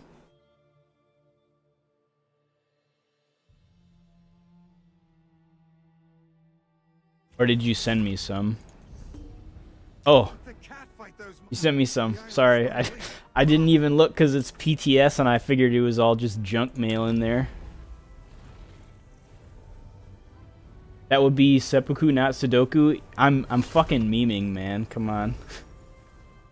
The joke is called committing Sudoku. Because if you say if I'm gonna commit seppuku, someone's gonna call you racist or culturally insensitive or some stupid shit. And I mean, honestly, doing Sudoku is pretty much like killing yourself because it's so awful, in my opinion, at least.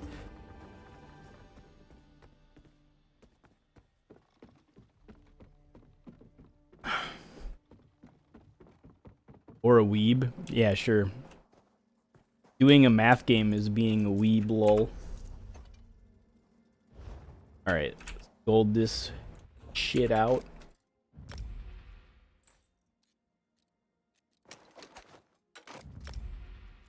Are you using Maelstrom bow? I am indeed. The only bow worth using. Alright, let's retrait this. Transmute crystals. So we need our dagger to be Nern. Maelstrom bone. I'm I'm surprised that's the first time I've ever heard that. Fucking fantastic. Jewelry. Ravaging. 2 infused, one thirsty. Come to me, my minions.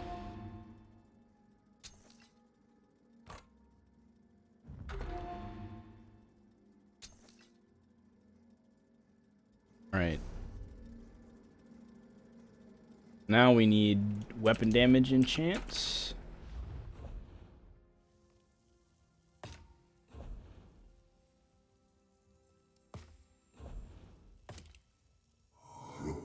How do you get kudas in the PTS? Don't have them in my magic boxes.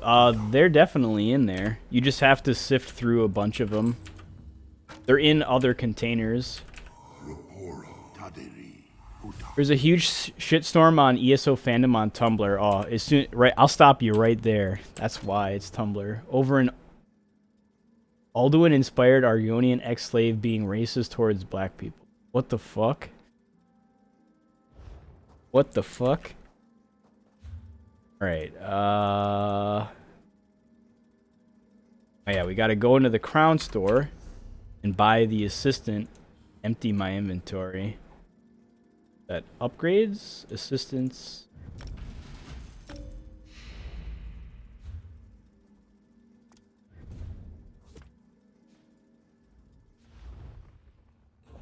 Fucking buy all this useless shit.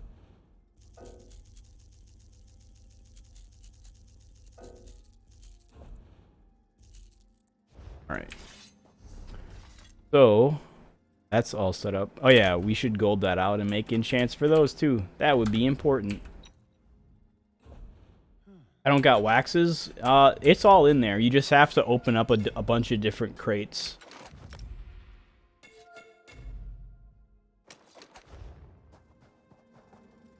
Right. We need to transmute. Oh, we have that. We just need enchants now. So poison and berserker. Tumblr users. Yep.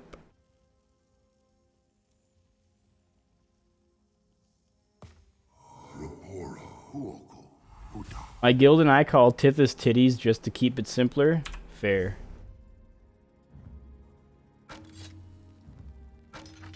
People losing their mindset of black-scaled Argonian is obviously the artist condoning the IRL enslavement of people of color. How do people make that connection? Like, I don't understand people. I don't understand. Alright. We still have food on, right? Yeah. Alright, so the one thing about Ravagers is you have a max health bonus, so that could be good, but it can also be bad. I mean, we do have 17k health. That is pretty nice. Well, I guess the other thing is with advancing Yokeda, you're losing a weapon crit and weapon crit. So this will have the advantage of retaining on our back bar. So I guess let's try that out.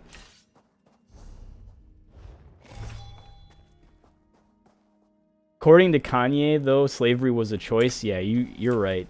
We have people like Kanye West in our society who are also equally as confusing. Fucking yikes, dude.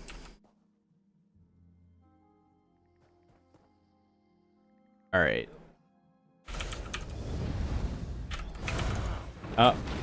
No. Hey, I stopped it. We had the wrong ability on our buck. Alright. Poopity scoop, indeed. Some of the mats don't show because there's too many in the bag. You have to hit take all. Yeah, sorry. When you're opening up these craft boxes, some of them are in like one big one, and then you open it, and then it opens up a bunch of other ones. So you have to go through a bunch of bullshit to find it. They should be generally called like material shipment or stuff like that. Alchemist crate, crafter's materials, crafter's rune. Why use axe offhand? Because it doesn't matter. So, if you actually read Twin Blade and Blunt, it says, each axe gives your melee attacks an 8% chance. It's not, while attacking with an axe, the axe has an 8% chance. It's any melee attack that you do with one axe equipped gives that melee attack an 8% chance. So it doesn't matter what bar or what weapon slot your axe is in. It's indifferent. You Americans have some really amazing citizens, and then you have people like Kanye. Yeah, as Doghot said, he's a different kind of amazing. A very different kind. I mean, he's an amazing meme, but he's not an amazing person.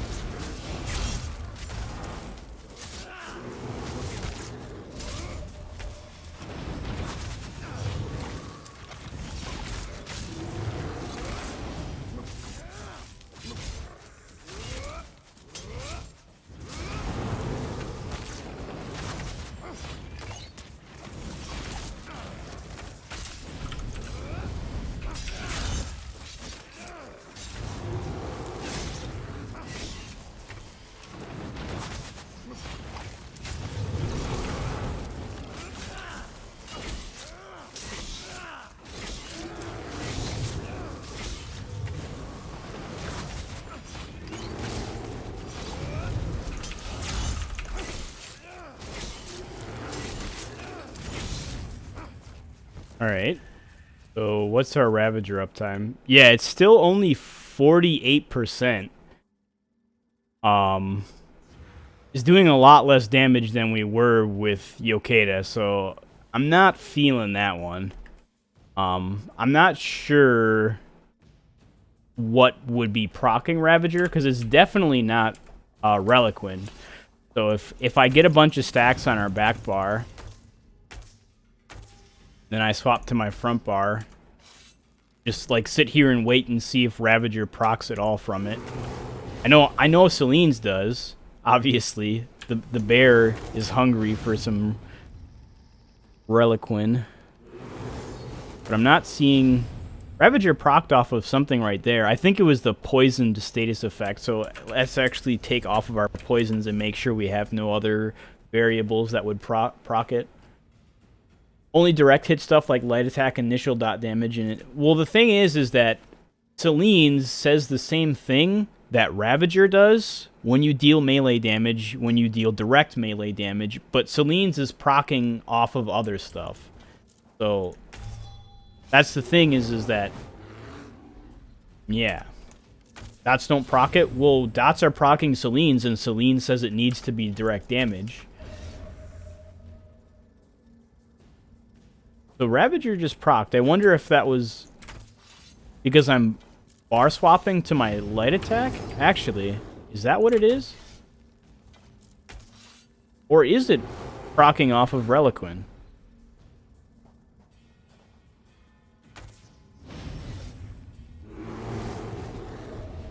It's proccing off of Reliquin. It is totally proccing Reliquin. But then why is the uptime so low? Yeah, see? It just procced Ravager again. Come to me, my minions. 48% seems to be the low end. Mine was still 70. Alright, I'll do another one. But still, if it has the chance to be that low, I would probably not wear it. Because if there's that much volatility in it, then that means that it's not going to be a good set to run. Because it's going to be, like, sometimes you get really good DPS and sometimes you get really bad. So you're going to be like, alright, well, I'll just wear the set that gives me good DPS all the time instead. Okay, to probably just more reliable overall. Yeah, I would love to see a 50% or like a 70%. All right.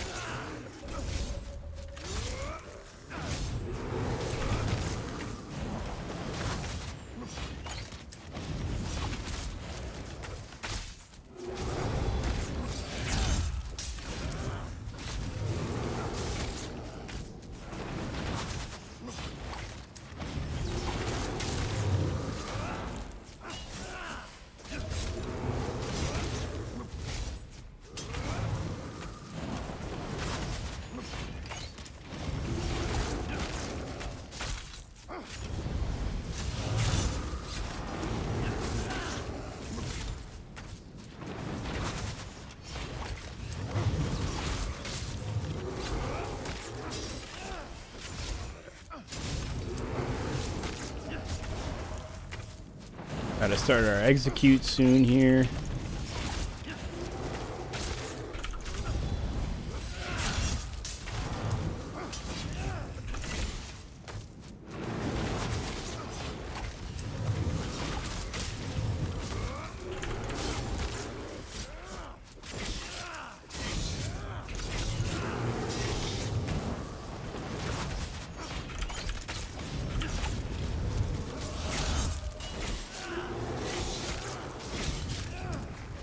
Yeah, even then it's still... What was the uptime? 73% on Ravager with that, but even then we're only getting 52k versus the 53k we got earlier with Yokeda. So Yokeda just seems to be a better Ravager. But the one thing that Ravager does have is that you will be tankier, because with this we only have 15.5k max health. With this we have 17k max health. So Ravager will definitely be nicer for encounters where you need that extra health. So it's not useless, but there is a lot of volatility in it as well that I'm not a big fan of. And vice versa, the other thing that we could just do is just take a 1k or a health enchant on our armor with Yokita, and we wouldn't lose 1,000 DPS from that. Like, I could just show that with Yokita right here. We'll just put a health enchant on right. Actually, I think I still have armor enchantments, health. So now I have 16.8, so it's still about like 300 less health, but now I'm still, I have enough health that I'm safe. With Eben, I'll still be at like 19k health with this. And then we'll do another parse. I drank my potion too soon. Come to me, my minions. You'd want to trap on front bar. Well, the thing is there's nothing that I can do. To move, I can't move that. You're gonna want to still run Blade Cloak unless you want to eat shit and die every 20 seconds because you're getting killed by mechanics.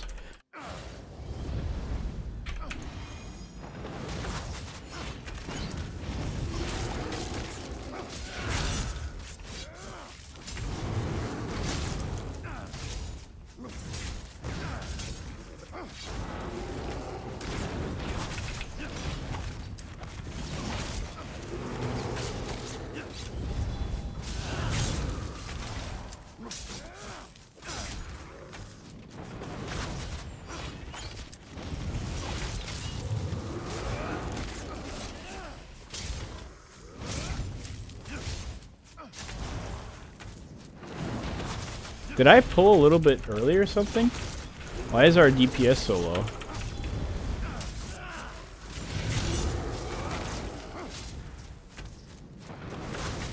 Oh, I don't have poisons on. That's why.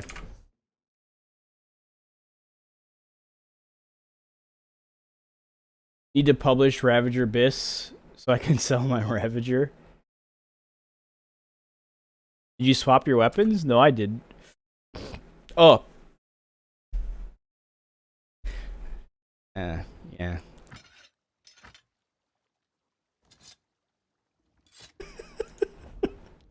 That'd be important. Wait, so in the other parts that we did, the 52k, I didn't have poisons on. Come to me, my minions. Alright. Alright. Do another Ravager parse with poisons on this time. God fucking damn it.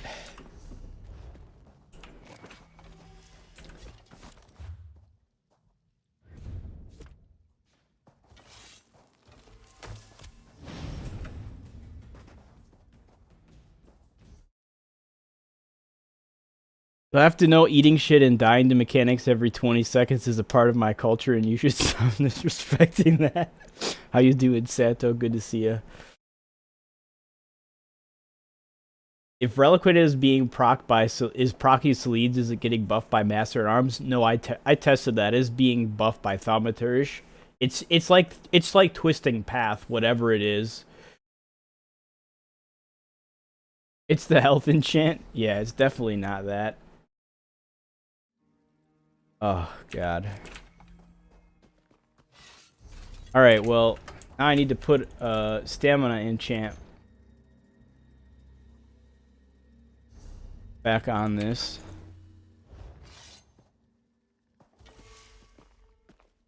Alright. God fucking damn it, man.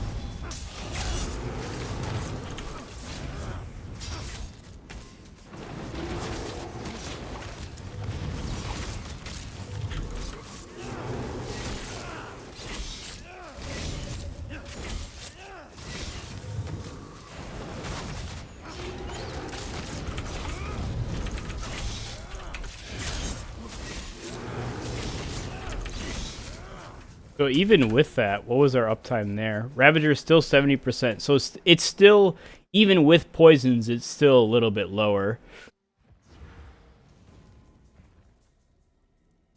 But yeah, I'm thinking that we'll still be better off with whatchamacallit. I'll do another one with Yokeda and the health enchant right here. So armor,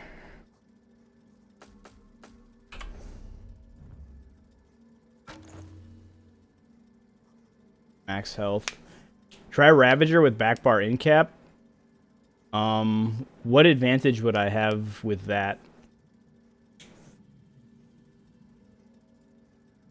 Come to me, Like, I would be able to minions. cheese out more damage, like about 800 more DPS or so by running that on my back bar, since I don't have Acuity anymore. Acuity is better, or in-cap will be better on my back bar, but I want to keep things consistent, because if you change variables and you say, hey, I did more DPS this time, it's like, it's not because of what you're investigating, it's because you're changing many different things. Alright, so now we're going to put on Yokeda, and we're not going to forget to swap our weapons this time, because that is very important. Alright.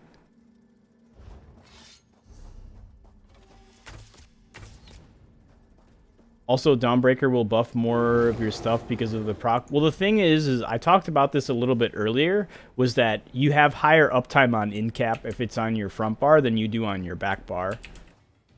And the critical hit damage that you get on your back bar is redundant, because crit hit damage is a dynamic stat, so it'll always adjust.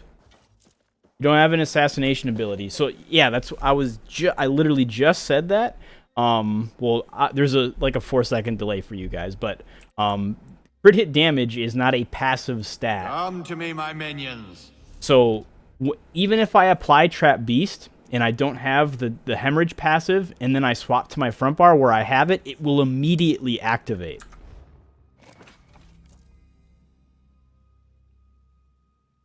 But yeah, I generally always keep things consistent. But yeah, when we did look at it earlier, when I had Acuity, in-cap is better front bar. But when I have Yokeda, in-cap is better back bar. But for the test of this saking, we're going to keep our variables the same so that we don't have issues.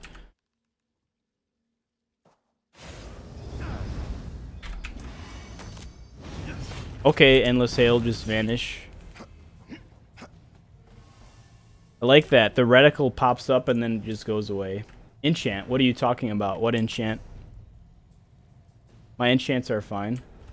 Where is the Yokeda set from? Craglorn Trials. I think it's primarily from Hellroth Citadel, but I think you can get it in any of them.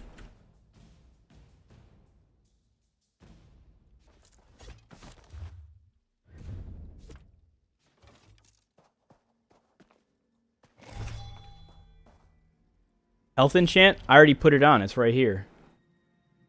Come to me, my minions.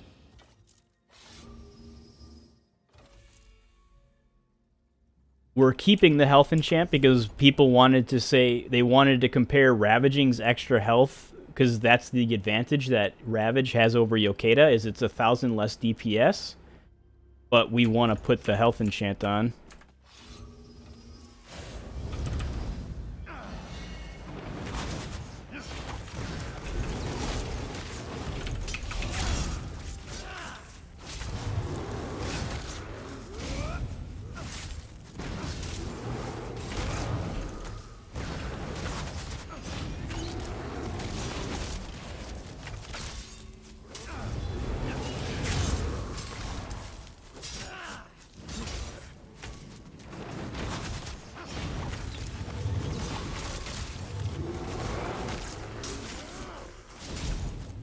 Come to me, my minions.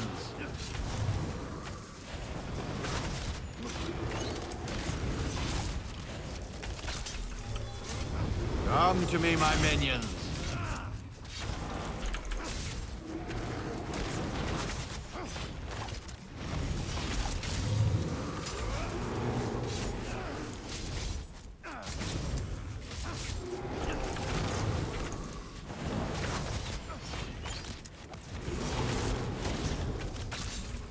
Health seemed low. Yeah, it's always gonna be lower than Ravager because Ravager has a like 300 more base health, but it's not a lot.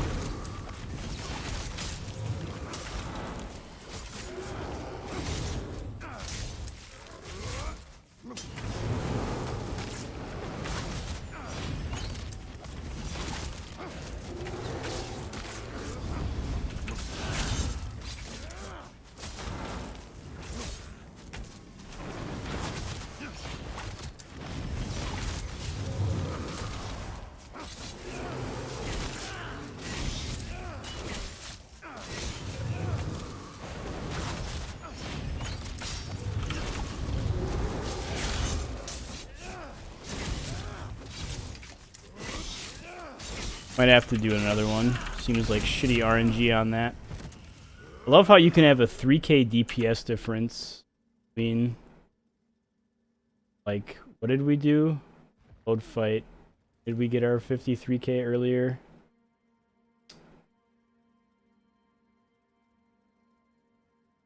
Easier to just save this parse. So we did load the 53k.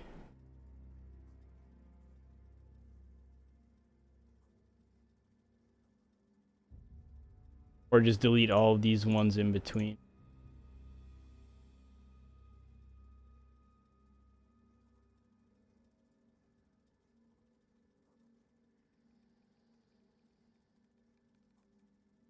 There we go.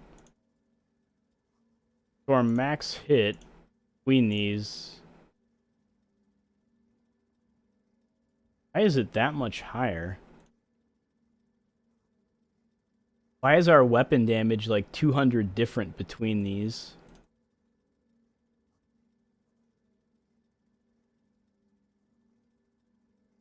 It doesn't make any sense. What is causing... Berserker is 53, there it's 60, so I guess 7% more uptime on Berserker. Are you using Yokata or Reliquin weapons? You always want Reliquin to be active permanently because the duration is only 5 seconds, so it would fall off. You always want Reliquin to be permanent because if it falls off, you're going to lose a lot of their damage.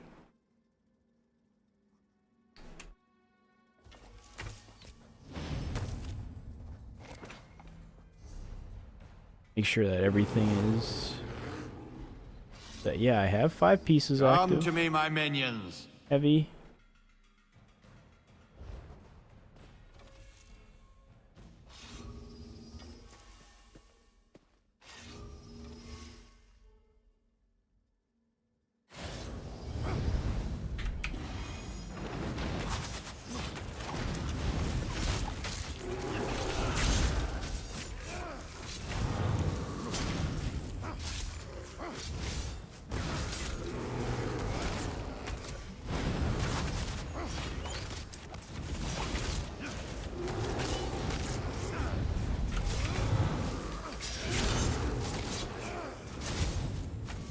Celine's better than Veli for a target dummy, yes, and for bosses that aren't big enough for Veladreth to cheese. Although I think that'll be fixed pretty soon. At least I'm hoping it will be.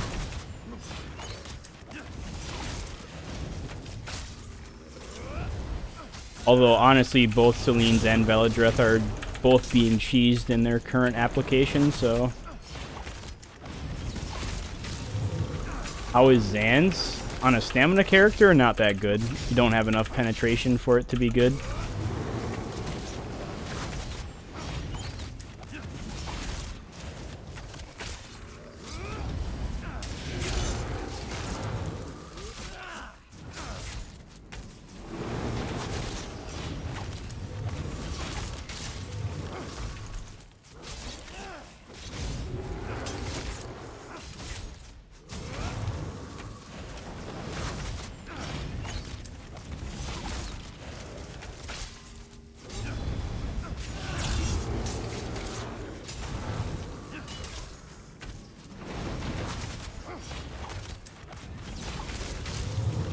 Come to me, my minions.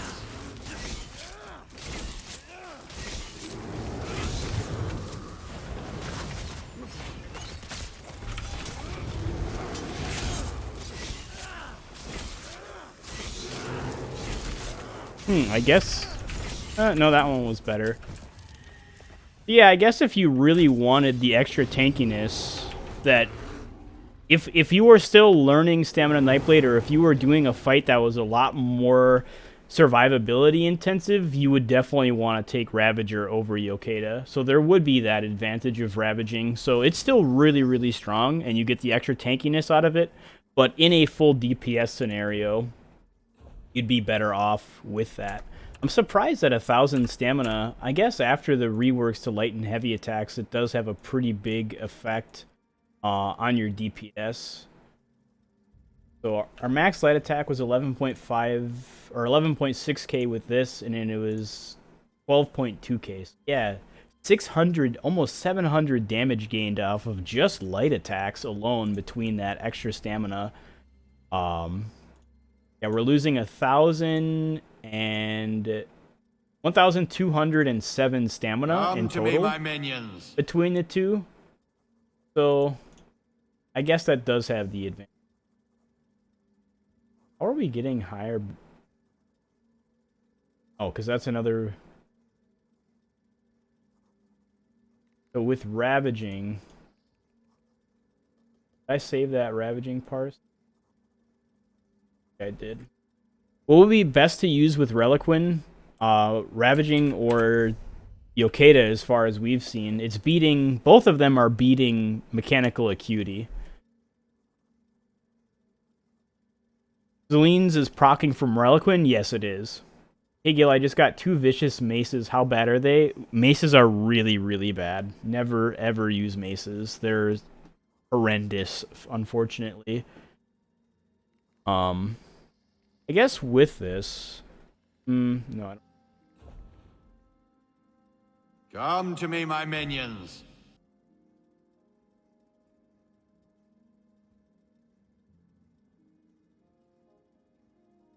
Come to me, my minions.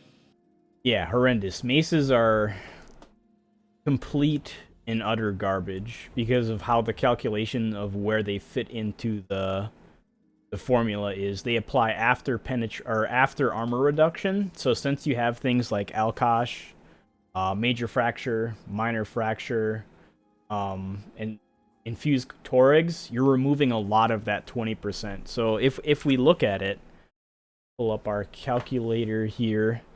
So we got the 18,200. We're going to minus 5280 from major fracture, minus another 1320 from minor fracture, minus another 2740 from infused crusher, minus another 3010 from Alkosh. So we have 5850 armor or mitigation left. Then we multiply that by 0.8. We subtract that from other. We're gaining 1170 penetration with two maces. That's with 2 because it's 20% in total.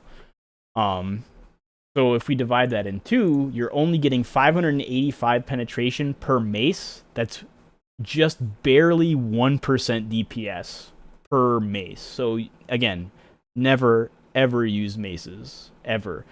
If we compare that 1% damage increase, well, it's a little bit more. It's 1.17% damage increase with one mace. If we compare that versus an axe, twin blade and blunt, it did 2%. So it's, yeah, it is, and it's worse than swords. Yeah, exactly. It's worse than swords. The twin blade and blunt did about 2% of my DPS in this parse.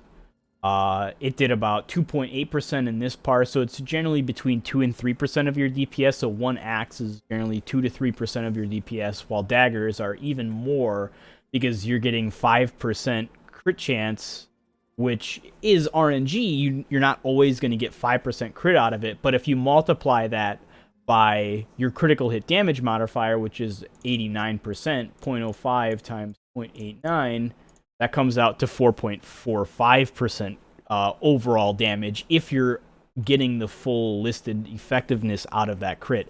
And then in a raid environment where you're going to have that major force, where you're going to get another 15% at a roughly 30 to 40% uptime, you're going to get like another 6% crit hit damage plus 0.9 times 0.5 or 0.05 rather. So in a raid, a dagger becomes roughly 4.75% instead of 4.45% DPS. So yeah, daggers keep scaling in terms of their overall DPS, while axes, maces, and swords are rather static. And if you don't have acuity, daggers are really, really strong. The reason why we stopped running daggers was because acuity, you don't want crit when you're at 100% crit. So come to me, my minions. Good for PvP though, higher resistances and less armor reductions. Yes, totally. In PvP, maces are much more impactful because enemies have more than 18,200 mitigation. In PvP, a lot of times people have anywhere from 20 to 30k. That's usually the sweet spot. The average is about 23k mitigation in terms of physical pen. And generally, the only armor reduction you're going to have access to is Major Fracture. So if you minus 5280 from that, and then you multiply that by 0.8 minus those two together, 20 minus 14,176. So you're getting about 3,544 penetration from that scenario from two maces. So from one, you're getting 1,772. But in PvP, mitigation is divided by 660 and not 500. So that is the one disadvantage there, but you're getting about 2.7% increased damage with one mace in PvP against the average armored target. Against tanks, you're going to get even more. But the other thing to keep in mind is that in PvP, shields take full damage. You gain no effectiveness out of them. So if you're fighting a lot of targets with damage shields, maces become a little bit less powerful. That's why axes are so strong in PvP, or even swords, is because you never have to worry about the target you're hitting. Like, you can't crit damage shields, and impen exists a lot, so daggers are not as good in PvP. But swords and axes are really strong in PvP because bleeds ignore mitigation, they apply through damage shields, they're always good. They can be purged, so that's the one disadvantage there. And then swords just make everything do more damage against anything, so it's like a really well balanced. But yeah, maces in PvE, no. In PvP, contextual. Is Berserking Warrior that good? Never heard about this set. Yeah, it's a lot better now because the effective crit chance that you're getting out of it and the fact that it can be bar swapped off of, and you'll retain the effectiveness of it for a little bit. So if we look at the set, it's 400 crit rating, stacking up to 5 times, so you're getting 2,000 crit rating. You divided that by 219.1 because that's how much. 1% crit chance is 219.1, so you're getting almost 9.13% crit chance out of it, so it's pretty nice. So without acuity being meta anymore, wouldn't you be better off running 2 daggers with Ravager or Berserker? Yeah, you in some situations, in a trial environment where you need where you're gaining more critical hit damage, yeah, 2 daggers would be better. But the other thing is that the closer and closer you get to 100% crit chance, the less effective crit becomes, because you already have a higher chance to crit than you normally do. So with this build, with 1 axe, 1 dagger, I have about 73% average crit chance. And then in other ones, it's about 73.2. So yeah, it's roughly in the 73% mark. So that 5%, yeah, I'd go to 78%, but 73% of the time I'm already critting. So that extra 5%, unless I'm doing a really long-winded fight where that comes into effectiveness, I might not gain it. Because if we look at this, I have 73% crit chance here, but that doesn't mean that all of my abilities will always have a 73% crit. That's 78, 80, 69, 80, 71, 82, 76, 68, 84. So, yeah, you can't just apply, oh, this is 5% more crit, it'll be better, because there's a lot of volatility with crit chance. Now, the longer the fight, the way more in line things are going to be, because the more tests or the more chances something has to run, the more accurate it will be towards its guidelines. So if you do 1,000 coin flips, you're probably going to get a 50-50. Much closer than you would do if you did 5 coin flips, because you can have a lot of volatility in that. You have a 50-50 chance in all of them, but that's how chance works, is that the more chances it has to roll its set roll, it will be more accurate. But the less it is, the more it's going to spike in volatility. But yeah, the reason you didn't hear about these sets was because they were heavy armor, and with jewelry crafting, before these would only come in healthy, now we can retrait them. So we have a lot more options in the game.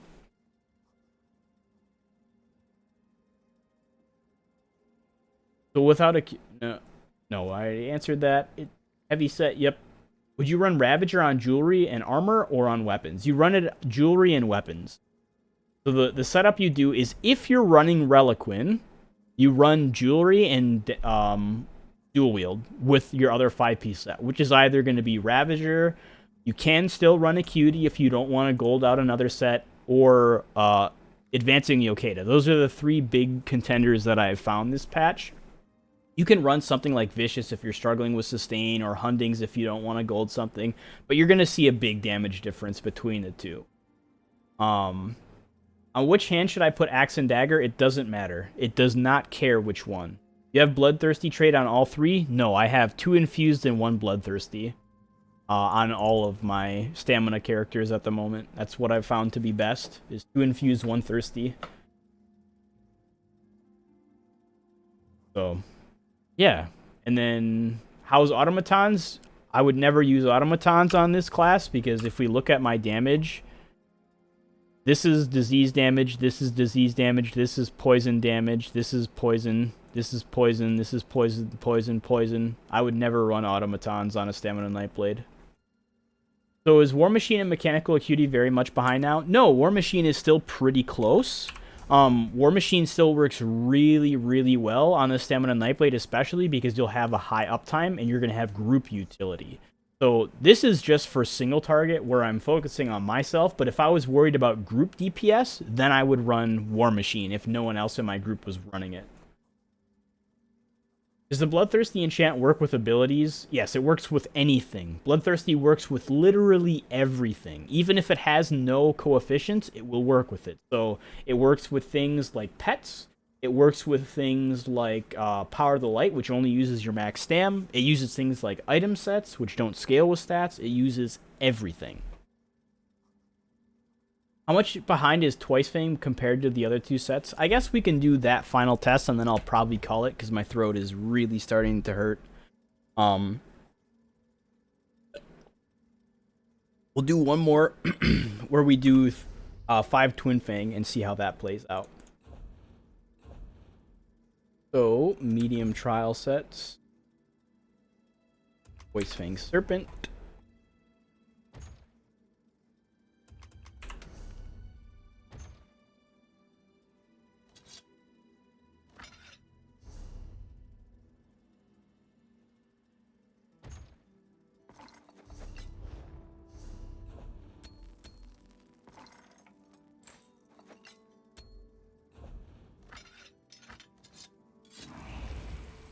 Oh, I love the Craglorn weapon appearance. The sick-ass animations you get. Alright.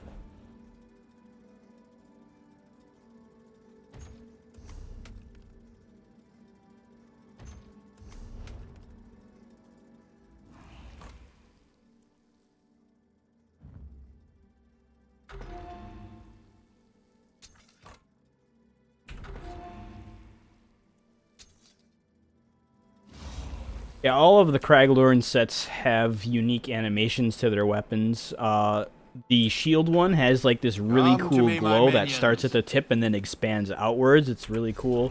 Mending has like this cool purple effect around it. Infal does roughly the same. Come to me, my minions. Yeah, every Craglorn set in the game, other than it's all of the original ones. So Berserking, Resilient, Twin Fang, Mending, Infal, Quick Serpent, I think. I don't remember all of them. What was I doing? I need weapon enchants.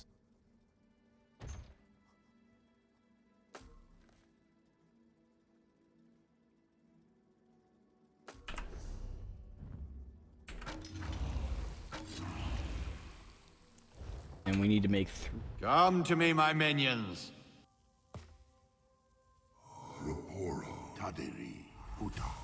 Hey, Casual, how you doing? Good to see you.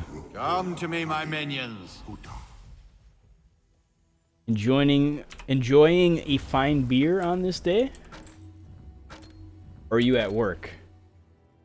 Alright, so let's upgrade all this shit. Which one scales better in a raid environment? Yokeda or Ravaging? Yokeda. Because you will get more critical hit damage in a raid environment. You'll still gain minor brutality in a group or raid environment, making Ravaging a little bit stronger, but the benefit of Ravaging is that you have more health with it, but in a raid you have more health because of minor toughness and Ebon. So the extra tankiness you get out of it isn't as important in those situations. So Yokeda just scales far better. Lurking and working. I hope your workday is as least stressful as possible, and I can make it a little bit better.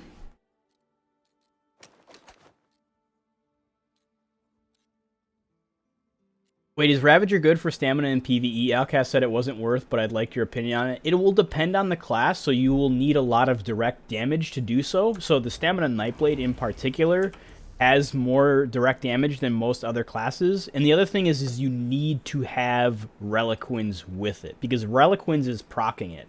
It's a bug, it'll probably be fixed, and if it is, then Ravager will not be good, because you need a lot of direct damage. So on a class like a Stamina Sork, who's primarily damage over time, or a Stamina Templar, a lot of damage over time, wouldn't really want to run this set.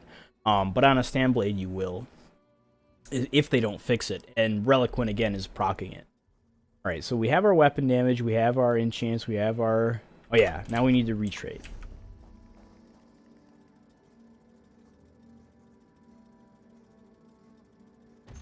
Lurk life is best life. I prefer lurking myself. I watch a lot of different streamers, and many of them don't even know that I do. 2 Fang, 2 Infused, 1 Thirst. Reliquins is bugged? Yes, it is proccing sets that it should not be proccing. Gonna keep the max HP glyph on? No, I will not.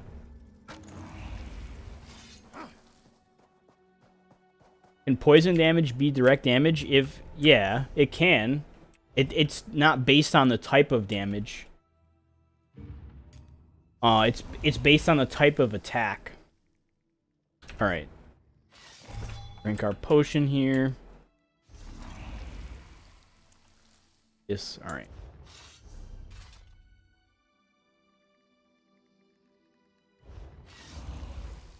Our potion rundown.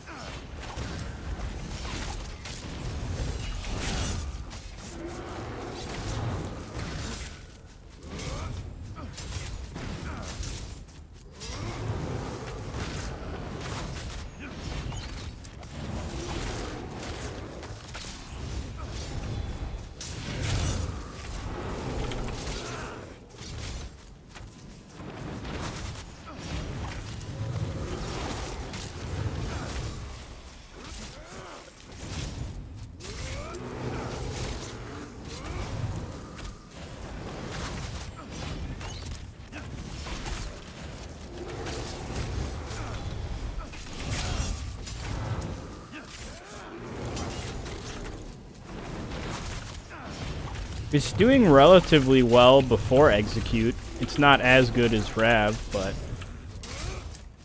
Or, advancing.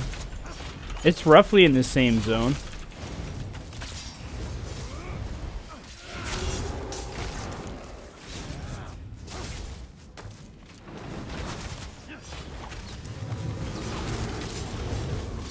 I guess we'll see what happens when we hit execute.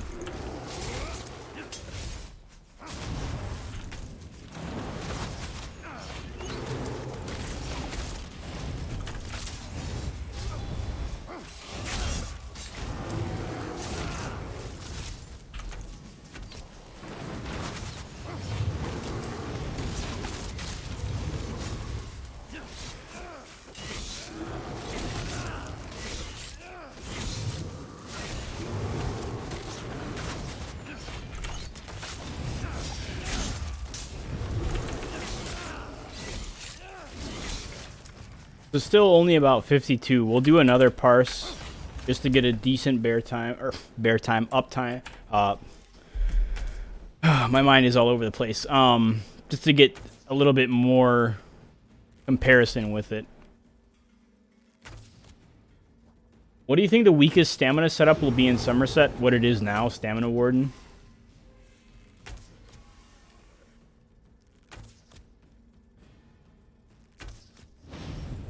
Can you tell us what set will be best without using Reliquin and how far it'll be behind the meta now? I mean, you pretty much use a combination of what anything other will. So you could run like Twin Fang over Reliquin. You could run, you can't run Yokeda or Ravaging over it because both of these are heavy armor sets, so you wouldn't be able to do that. You could run just Twin Fang armor instead. You could run Acuity armor and then run that with Ravager or with Twin Fang.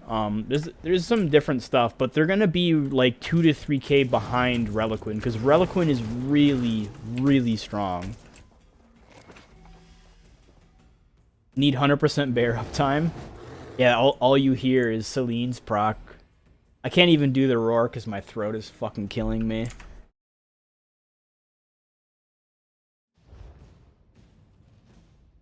Acuity not BIS anymore, or is it just a matter of choice for certain classes?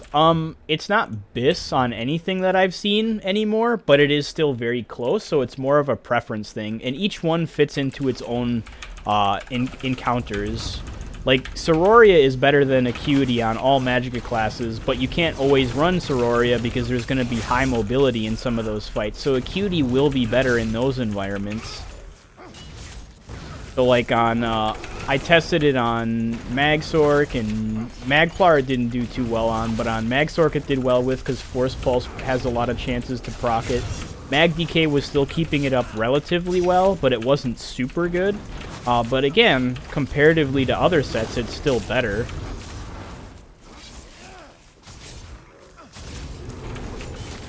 So it's being what a balanced set should be, where it has advantages and it has flaws. So the way that a game should be balanced, and what we've been seeing a lot of, is that each set is strong in its own application, but it doesn't always fit in. So like, Reliquin, for example, is another one. Is that Reliquin is going to be awful if you're doing AoE damage, because Reliquin is pure single target. Reliquin will also not be that good if you're moving around a lot and swapping between targets, so... Because it's only single target, and it takes 20 light attacks to fully proc its max damage against, so...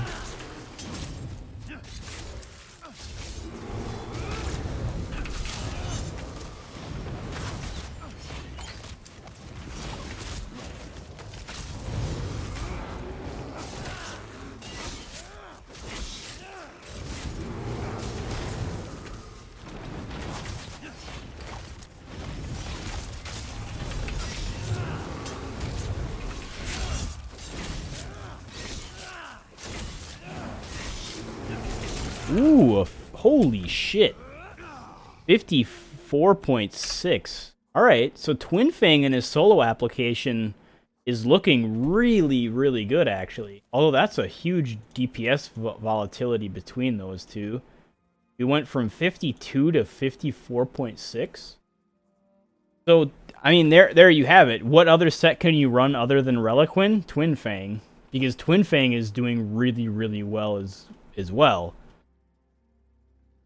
The reason it is because we're getting really close to penetration cap.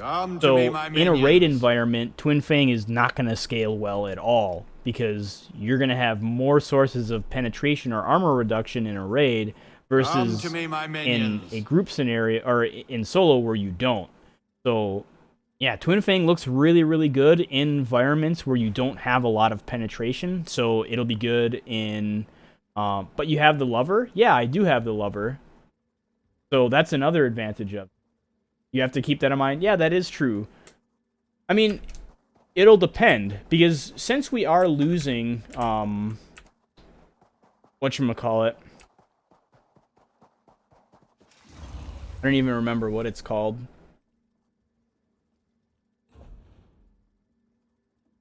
Thunderflame and Night Mother, since we're losing those, we won't have access to pen cap immediately. So you're going to have to either run Sharpened instead of Nirnhoned, which is a good option, or you can run the Lover instead of the Warrior, or you can put more points into the CP tree.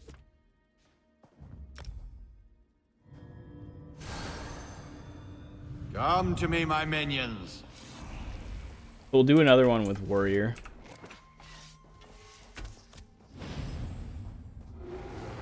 Come to me, my minions. Yeah, you can get rid of Lover or CP points in a raid, totally. But still, again, the closer and closer you get to pen cap, the less effective it becomes. So this won't scale in a raid versus the other sets we talked about all have amplifications that in a raid will make them stronger.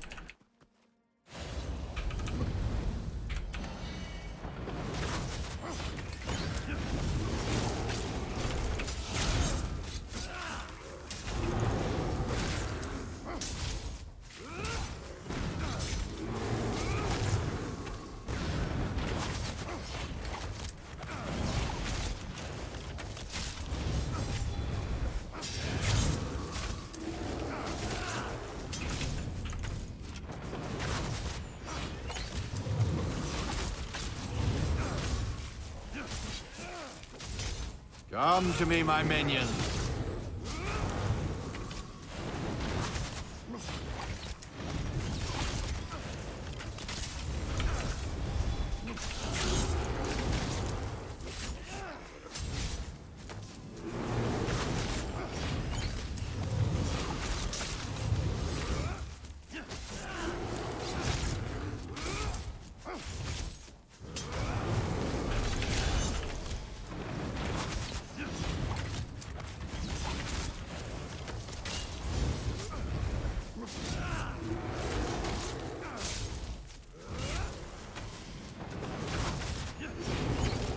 I was thinking about trying Twin Fang and Yokeda. Yeah, I mean, that'll help a lot for raw stats. Yeah, totally.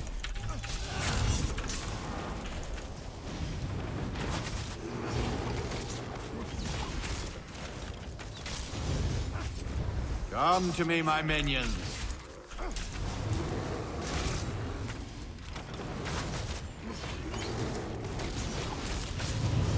Come to me, my minions.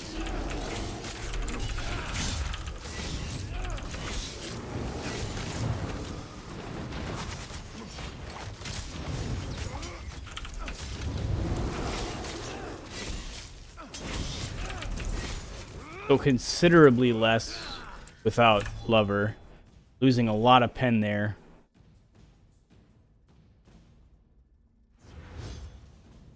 Losing about 4,000 pen. 4,200 pen. 4,219. But gaining the extra weapon damage. I think when we think about it, so one... We have to evaluate the effectiveness of set bonuses when we look at comparing Warrior and Lover. So with Warrior, you're getting, with 7 Divines, it's 362 weapon damage. So with 362, we also have to apply medium armors, 12%. Another 25% from major minor brutality if we're going to look at it in a raid environment. And then generally we're going to have, on our back bar, we have 3%. 8, that's 8. So 11% weapon damage roughly 40% of the time.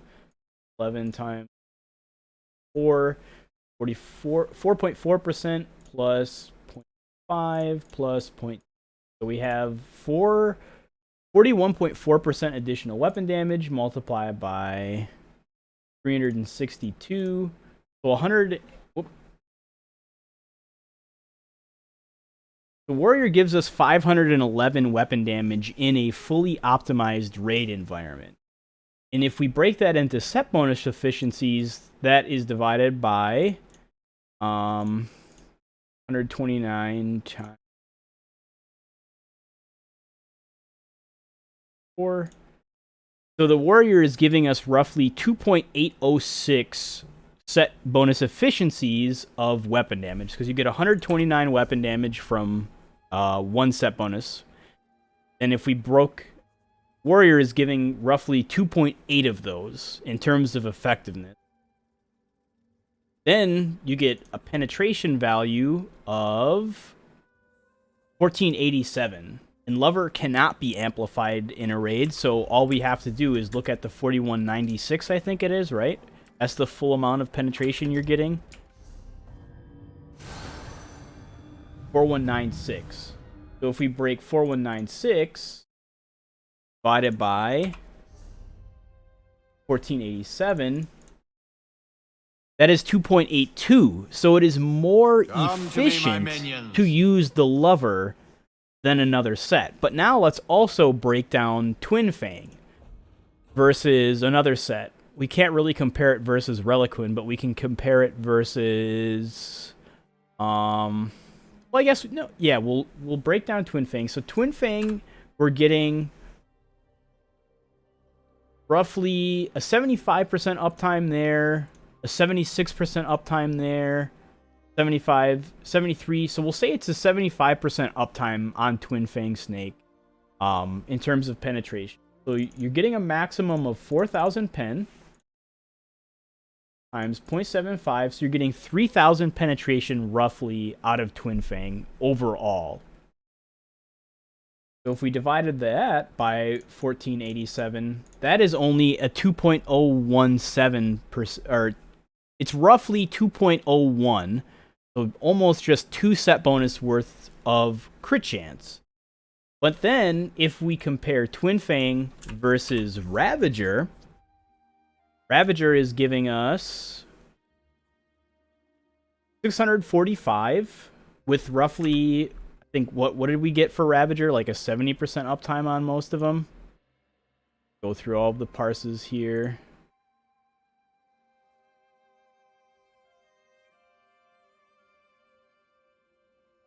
But I think I deleted a bunch of the Ravager parses. We saw between, it was like 58 was our lowest and like 78 was our highest. So, and we were at, like, a lot of them were like 70 or 72. So we'll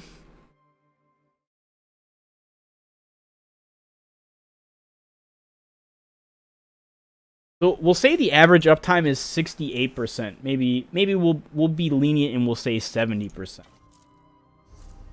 So then, in that regard, it would be 645 times 0.7, so 541 weapon damage, and we break that into set bonus efficiency, divide that by 129. That is 3.5 set bonuses worth of efficiency. So in terms of raw stat efficiency, Ravaging is way more efficient than Twin Fang. So in a raid environment, it would make way more sense to run the Lover, because Lover is more efficient than Warrior in terms of set bonus efficiencies, and then it makes more sense to run Ravaging over Twin Fang because it is also more efficient. Let's do one final one where we look at Yokeida. So Yokeida is 2,000 with roughly the same, I think it had the same uptime in terms of advancing Yokeida, right?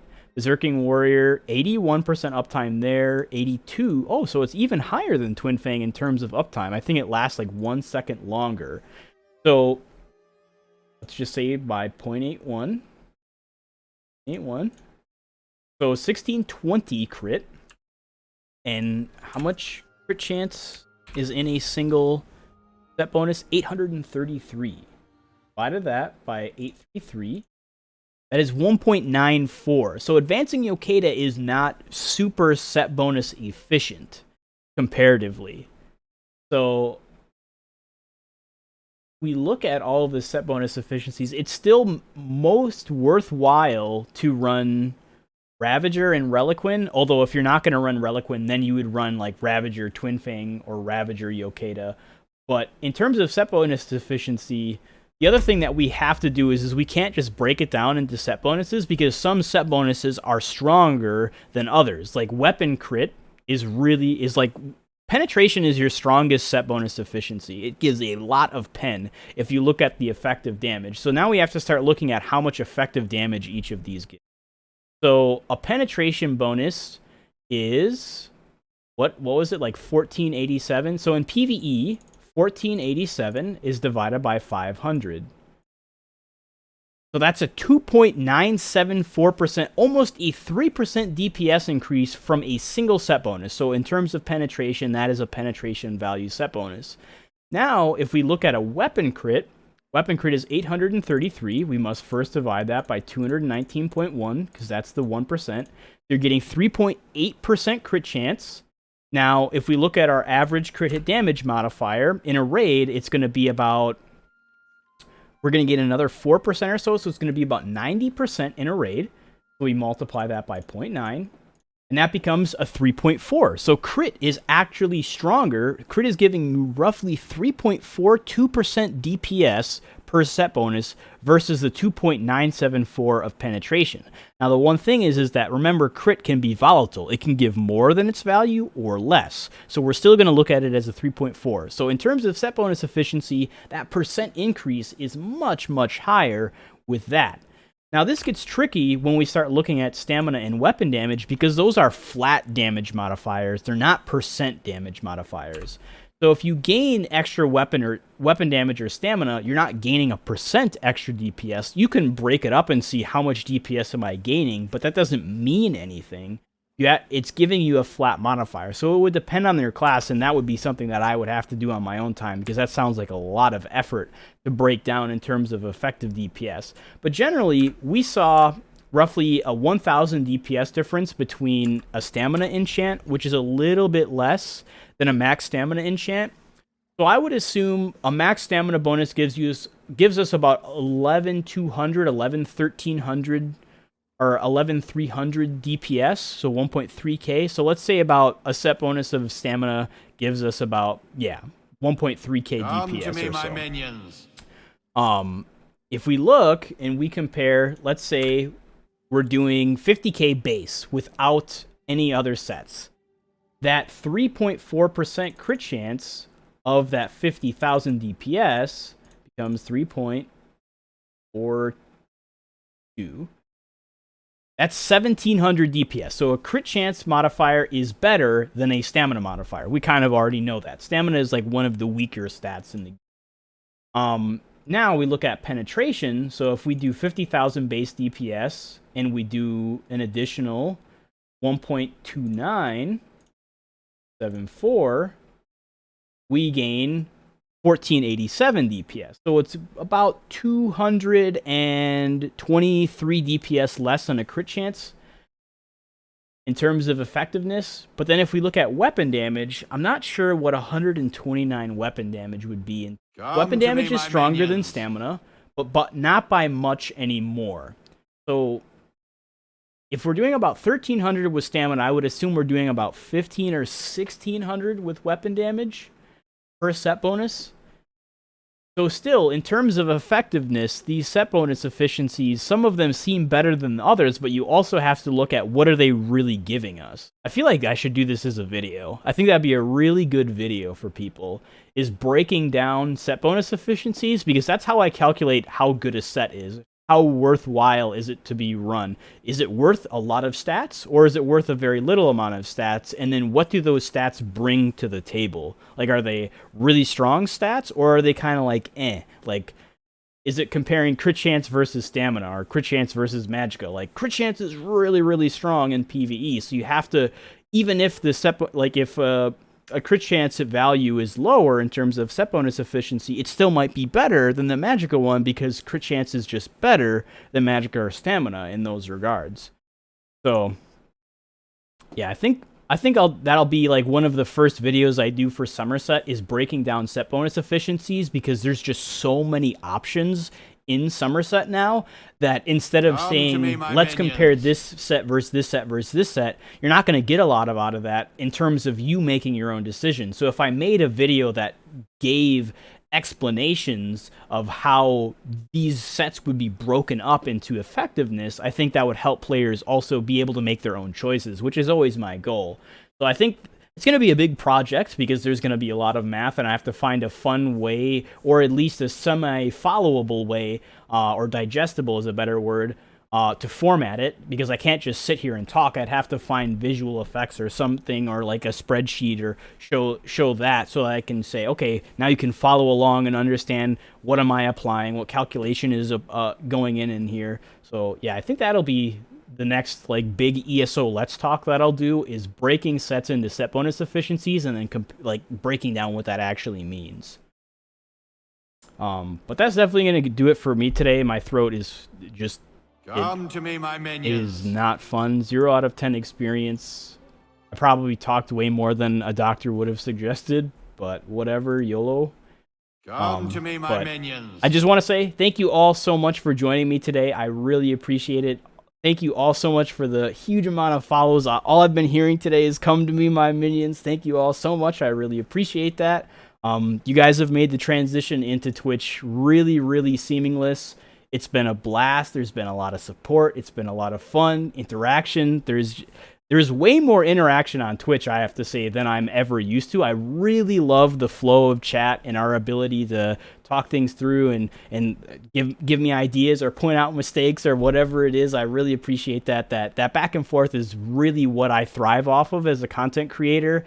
I'm not very entertaining alone, but I can entertain if there are people there that are making it a back and forth. So I really appreciate that. We're probably really close on our way to affiliate. I think in a couple hours after the stream logs will go up, I'll be able to look at that, and then we'll be on the road of getting a fat sub button and spamming emotes in the chat. I'm super excited to put emotes everywhere all over Twitch. That's like what I'm most hyped for. So yeah, a lot of shit to look forward to. Really, really exciting stuff. Somerset is right around the corner. I'm going to be super busy. Obviously, more shit to test here on PTS.